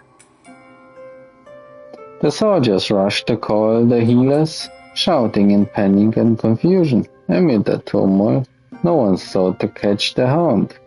Later, no matter how they searched, they never found a trace of it.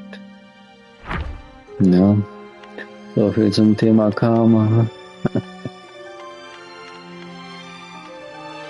War das hinter dem Haus der Wolf?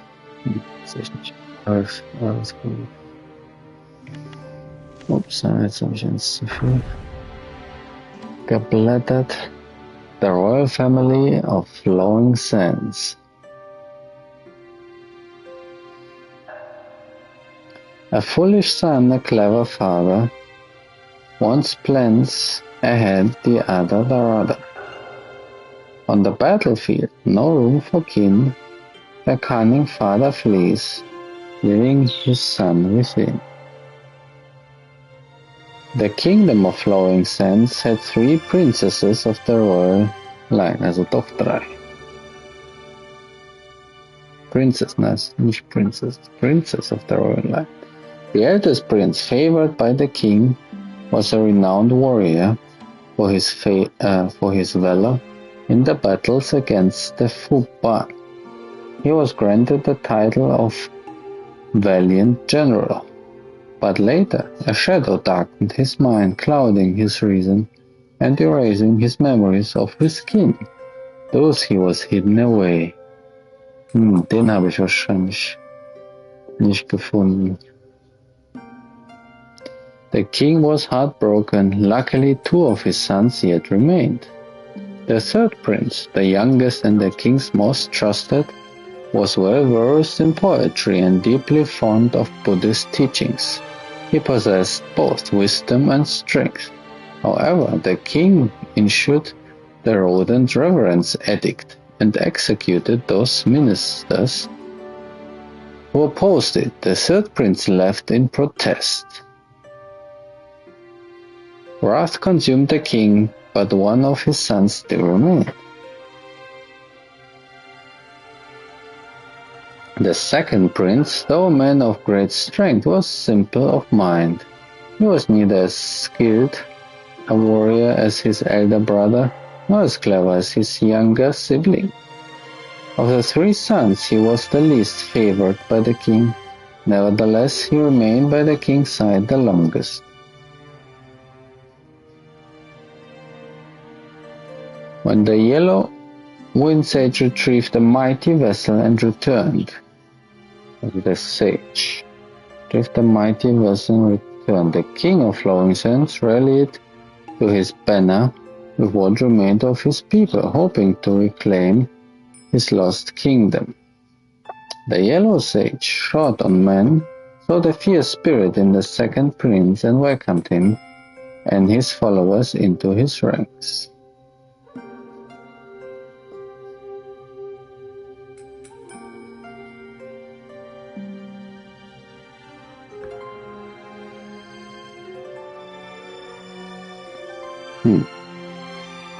Jetzt haben die in einem Satz den King und den Sage.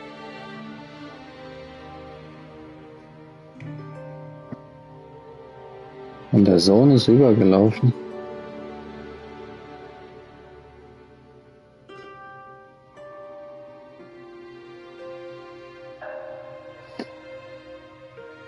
But the yellow sage had a tiger anger. Whose hunger for red flesh required a fresh feast each day. When the yellow wind sage retreated into his meditation seclusion, the tiger grew even bolder. Only the savage might of the second prince's hammer could give him pause from time to time. Much did the second prince sacrifice for his father, the king. Yet through all the perils and hardships they endured, the king of Flowing Sands never failed to bring the eldest prince with him and continuously sent minions to seek out the youngest. What thoughts dwelt in the heart of the second son, none could say. Ich blick's nicht. Hier ist der King, hier ist der Sage. Einerseits klingt so, als wäre es ist der Sage zurück, aber da war der King ja schon da.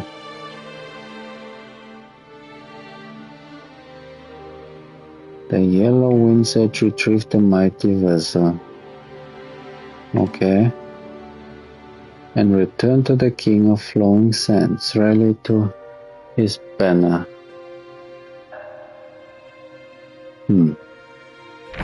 No idea. First Prince. War das der Tiger?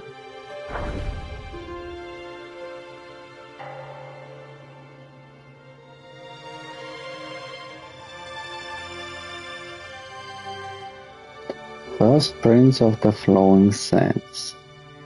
Though hairless, strength prevails, sturdy and bold, never frail. Madness hides in mountain. Ja, mein Schatz. Nee. Ja. Gut, ne? Steady and bold, never afraid. Madness hides in mountain, where winds sing. In dark gather, reigns as king.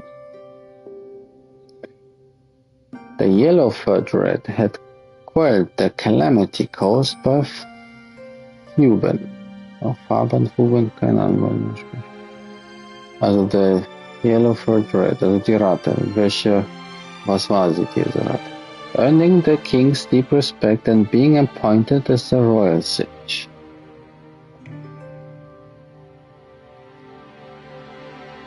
Also ist Royal Sage nochmal jemand anderes. Macht mich wahnsinnig. No matter the state affairs or the minute was spricht man das aus?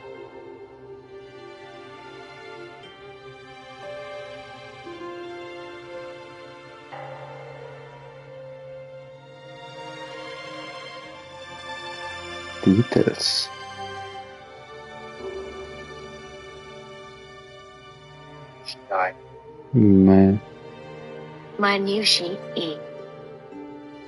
Minutia.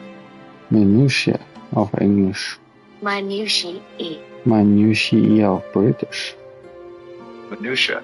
Minutia.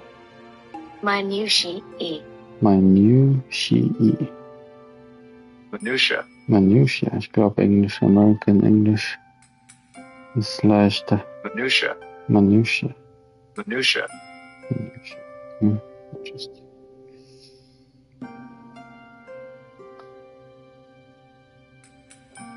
Red had quelled the calamity caused by Reuben, earning the king's deep respect and being appointed as a royal sage. No matter the state affairs or the minutiae of daily life, the king would first seek his counsel. At the sage's suggestion, the king issued the rodent reverence edict, prompting rodent guides from all around to migrate into the city. The first prince, having distinguished himself in battle, was conferred the title of brave general and was basking in his success.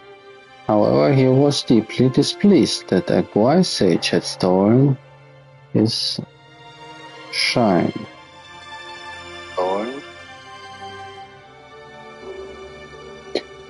Using the pretext of the rodent guys causing trouble, he rallied court officials to petition for the royal sage's removal.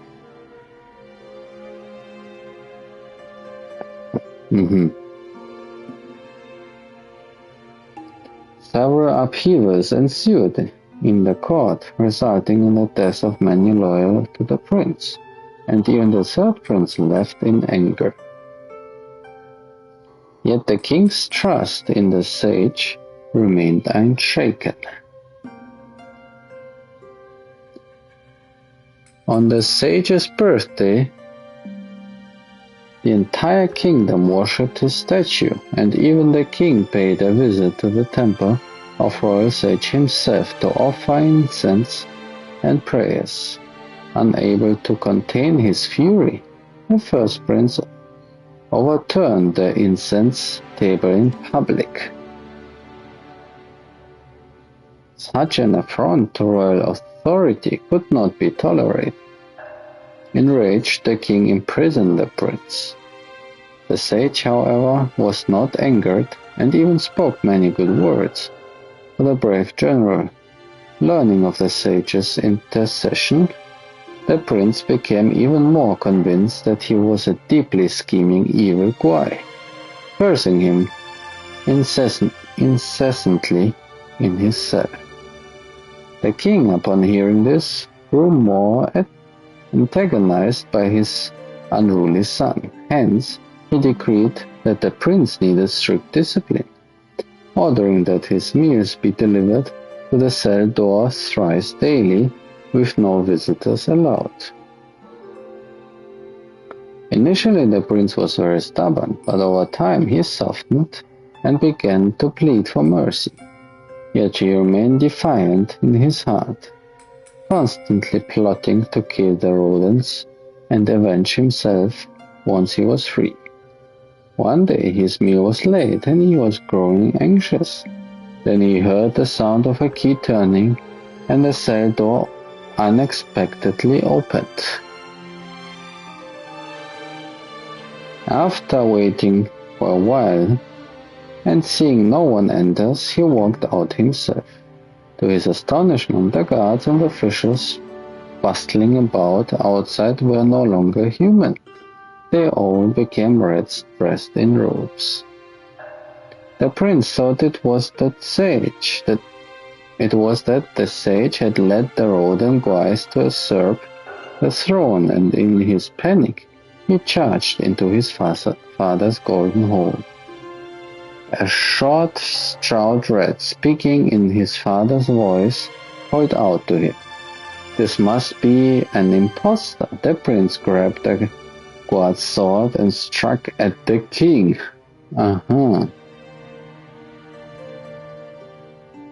Chaos erupted in the hall. Only the royal sage brought forth a bronze mirror for the prince to see himself. In the reflection, there was no trace of the brave general, only an enormously fat rat. Also hatte den King auch gekillt. Der First Prince hat den Vater gekillt, den King.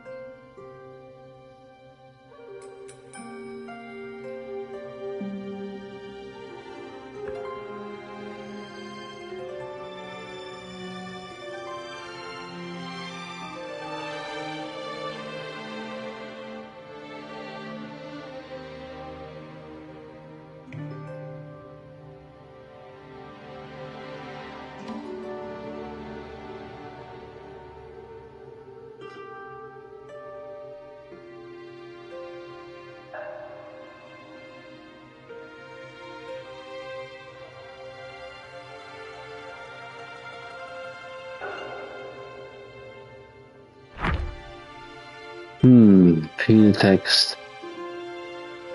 Und teils verwirrend. Also der King war tot. Aber da waren die ja schon. Ne, da wurden die gerade verwandelt. Mother of Stones. Da bin ich mal gespannt, was da steht. As fate aligns, chance plays its part, yet misfortune leaves an empty heart. Judge not a hero by skill alone, but by the fortune that they have shown. Long ago in the Yellowwind Ridge, there lived two mountain deities. By the grace of a wise one, they came into possession of a great love-wise inner pill. Uvas, значит. What? Aua. What are you doing? Why you throw at me? Ooh.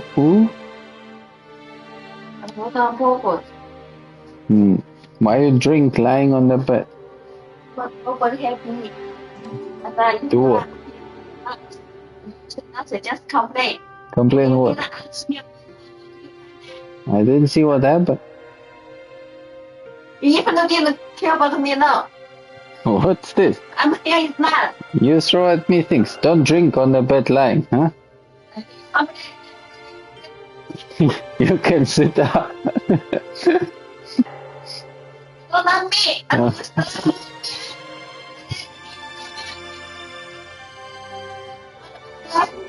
Why? You make dirty. I'm changing now. You're so changed.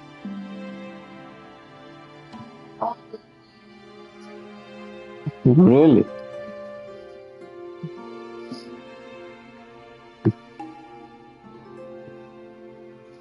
Next time when you do something, don't be out there.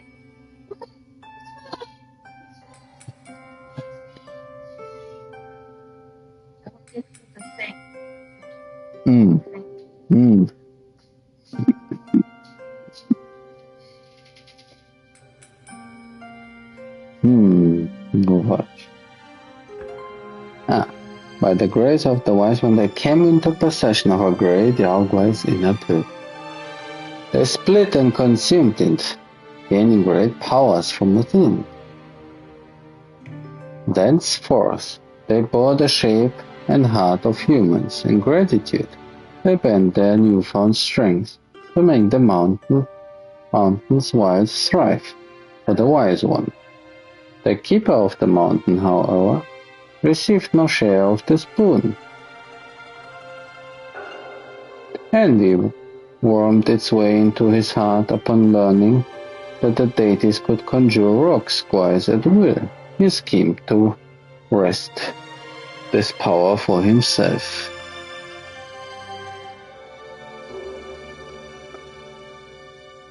Little did he know their conjurations drained deeply from their own will.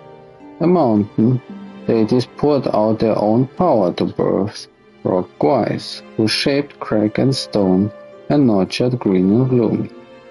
Day by day the keeper of the mountain sought to purify their practice and cultivation through low deceits. Then came a day when a great rock guai emerged, and the lesser guais bowed to him as their vanguard.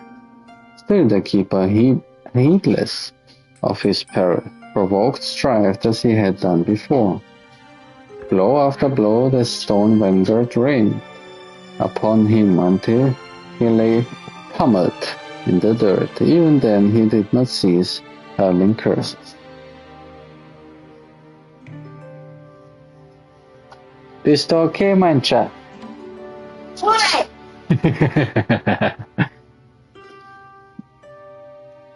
Alas, those who are bent on wickedness find few obstacles in their path, while those who pursue virtue encounter many hardships, often sent by those with ill intentions.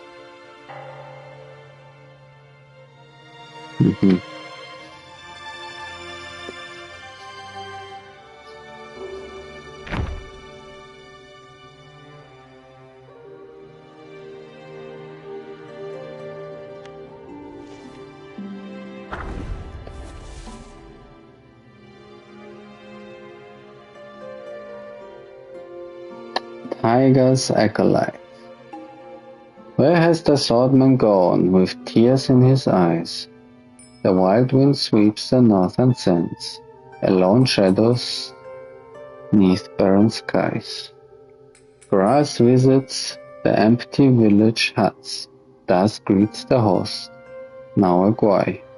His heart's a buried tomb, his love but dust and sighs. Ach, das war auf der Brücke, der.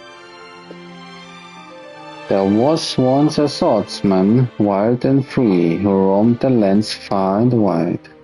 For the love of a woman, he forsook his wandering ways, married and had a child. But the happiness proved fleeting. From the mountains beyond the city walls, there rose a wind, fierce and full of malice. It whipped the yellow dust into frenzy, and the city was choked with it, day after day. Soon his wife succumbed to a wasting sickness, and their child too became ill.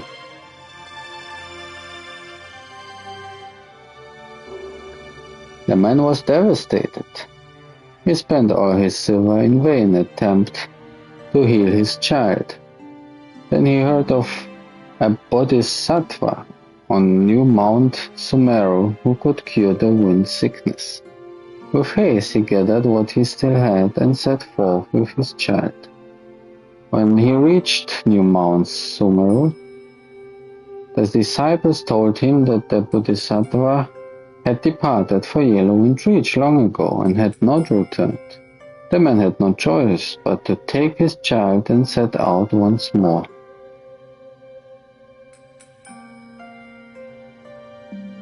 When they arrived at the ridge, they learned that this place was right next to the fierce wind. The child's frail condition worsened with each passing hour.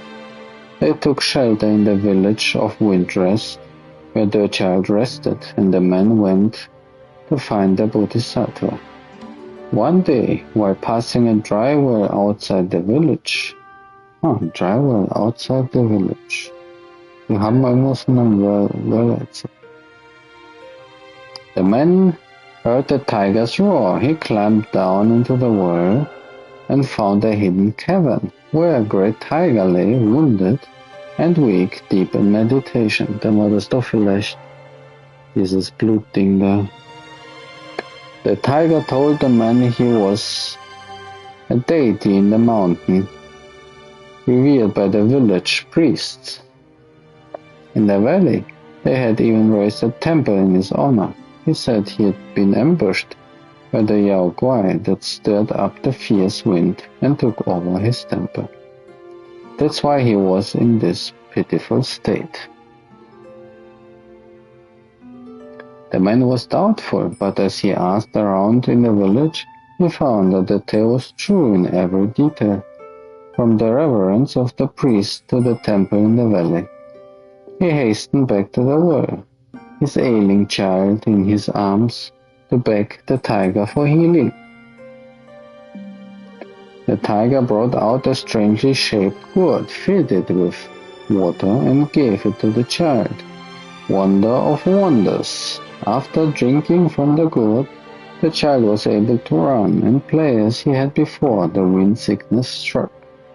The tiger told the man that the wind had harmed his essence. With the flesh of the living, he could regain his former might, and then he could tame the raging wind and heal the child completely.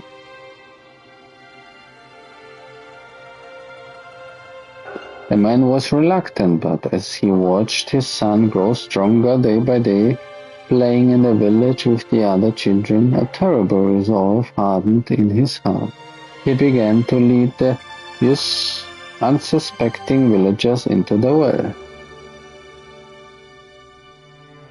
hoping to restore the tiger to its former strength. As time passed, most naturally, the villagers found out what he had done. By the time the man returned to the village, he found his son slain by the angry hens.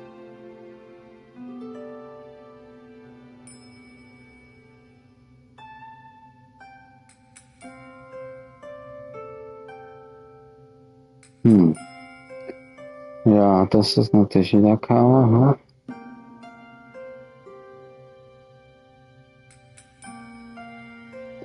The man was consumed by regret and drew the sword he had sealed away for years. He fell upon the villagers, and one by one he cut them down until the streets ran red with blood.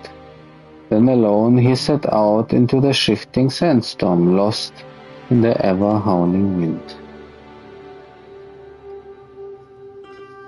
Und an den Tiger hat sich schon dann nicht an die Menschen haben ihn getötet. Den Sohn. Ach, dieser Magier mit dem Gift Gore-Eye Taoist. Viele verschiedene Figuren an einem einzigen Platz versammelt.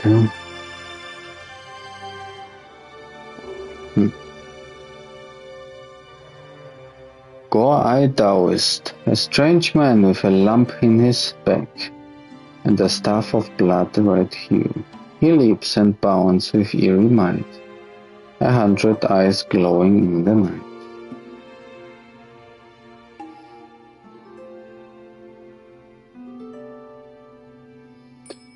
A strange visitor once came to the Temple of Yellow Flowers. He proclaimed himself trained in the mystic arts upon the Mount Ling Tai.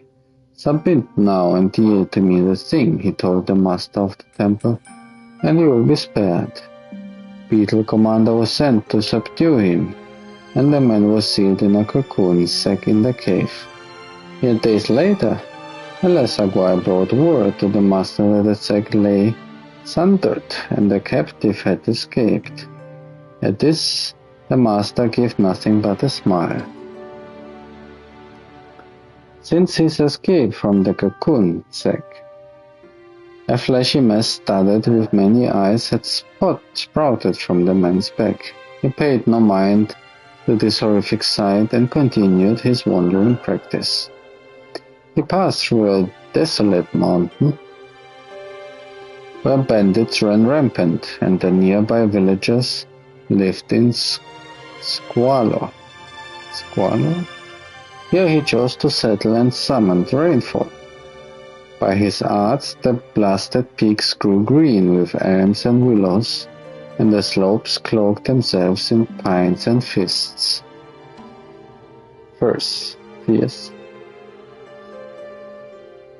After his efforts, the once barren mountains saw years of elemental weather.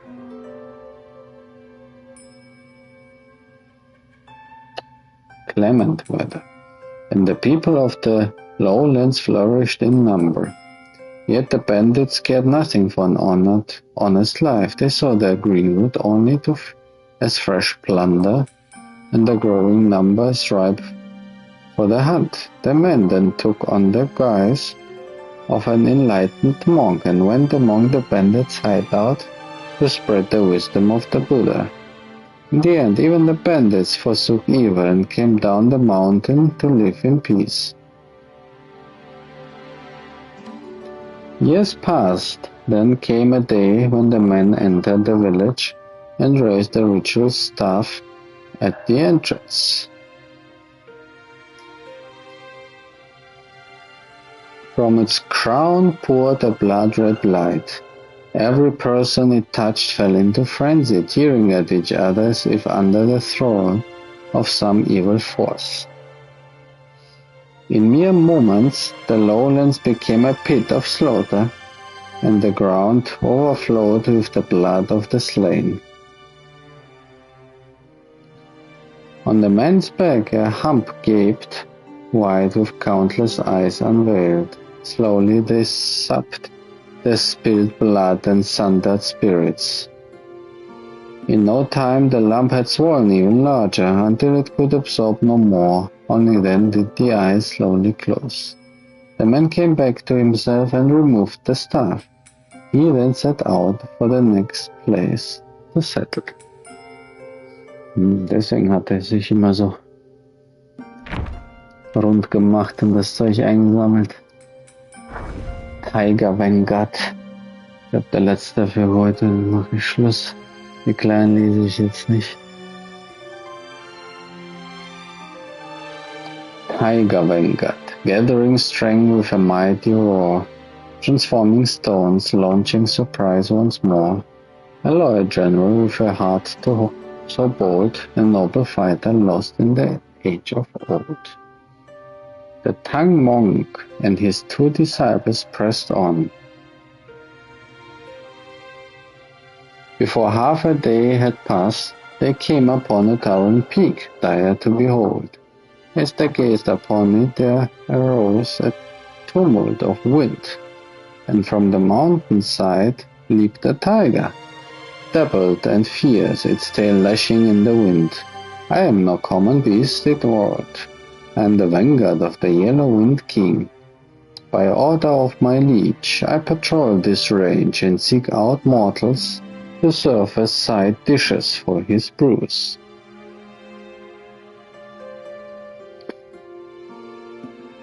Yao Guai closed in with a flurry of blows aimed at Bajie's face. Wukong whipped out his staff with a shout, "Take him!"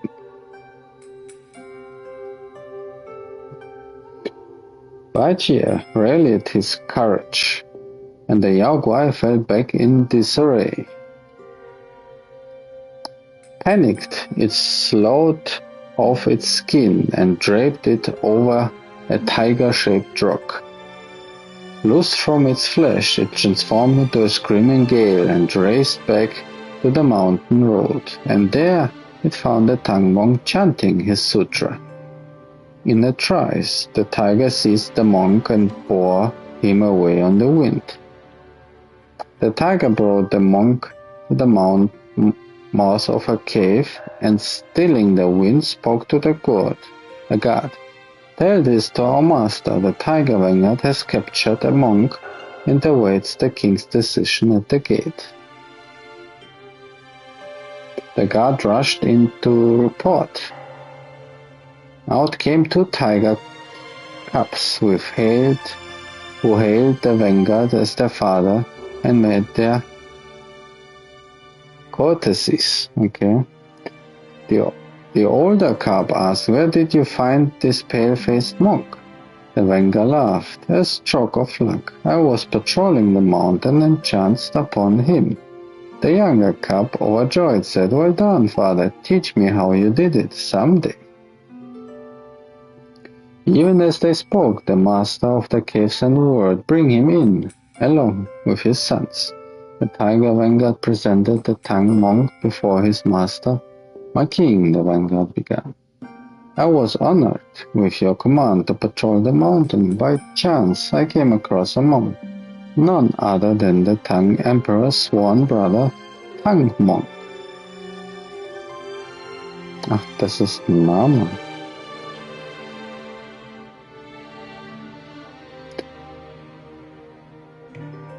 The Emperor's sworn brother, Tang Monk, bound for a journey to the west to seek the scriptures. I seized him and now offer him to grace your table. The master, surprised, demanded the full tale. The vanguard knelt to one side and recounted the fight. "Hold," said the cave master. "We do not eat him just yet." The vanguard protested. "My king, it is against our nature to refuse the food before us." But his master replied, "You do not understand. Eating him would be no great matter. But I fear that 2 disciples of his will come clamoring at our gate. It is safest to bind him to the windrest post in our rear garden. Wait 3 days or 5. If his disciples do not come to our gate, we'll boil, steam, fry, or roast him at our leisure." There is no rush. The vanguard rejoiced. "Wise beyond measure, my king, wise indeed." Das Pferd jetzt. The 2 young tigers followed their father out. The elder muttered, "Master has always devoured mortals without a second thought. There should be something he left unsaid." The younger added, "He seems almost afraid of that mortal." The father snapped, "You know nothing of the powers of our master. Long seasons have I served him. How could he shrink before any other?" The brothers exchanged glances, but said no more. Scarcely half a day had passed when the master sent for them again. It was soon Wukong challenging upon their gate. The tiger vanguard requested to face him, but the master demurred. "I fear you cannot prevail against him. You may well be wounded, and you must not then impute blame unto me." The vanguard son urged him to reconsider, but he paid them no heed. "Rest assured, you wait only until I return."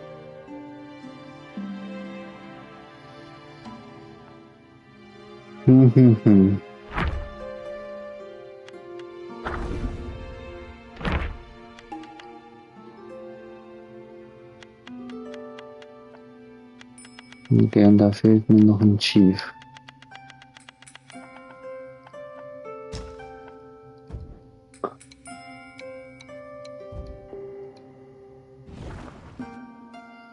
Jetzt bin ich aber alles durch soweit für heute.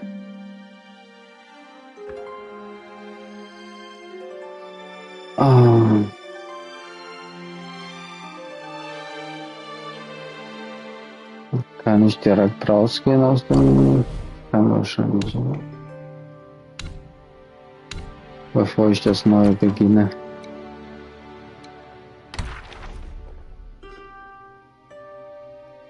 Ja, da sind nicht mehr allzu viel offen. Ist auch ein bisschen verwirrend, muss ich sagen.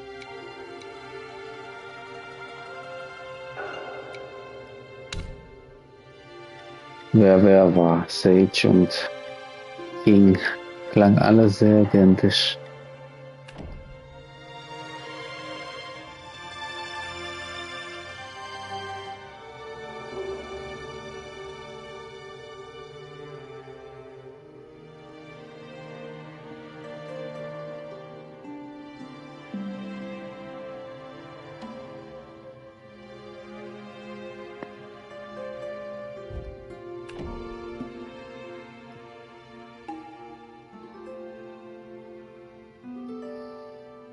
Hm. Na gut, dann mache ich jetzt Schluss und wünsche eine gute Nacht.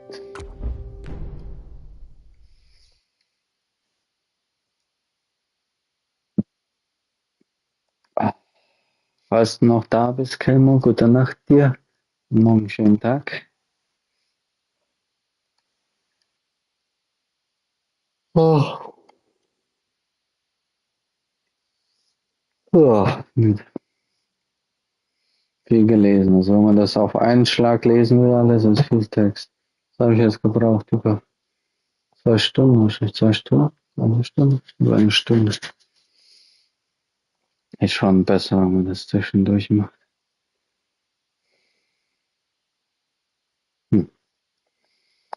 Na gut, bis zum nächsten Mal. Ciao, ciao.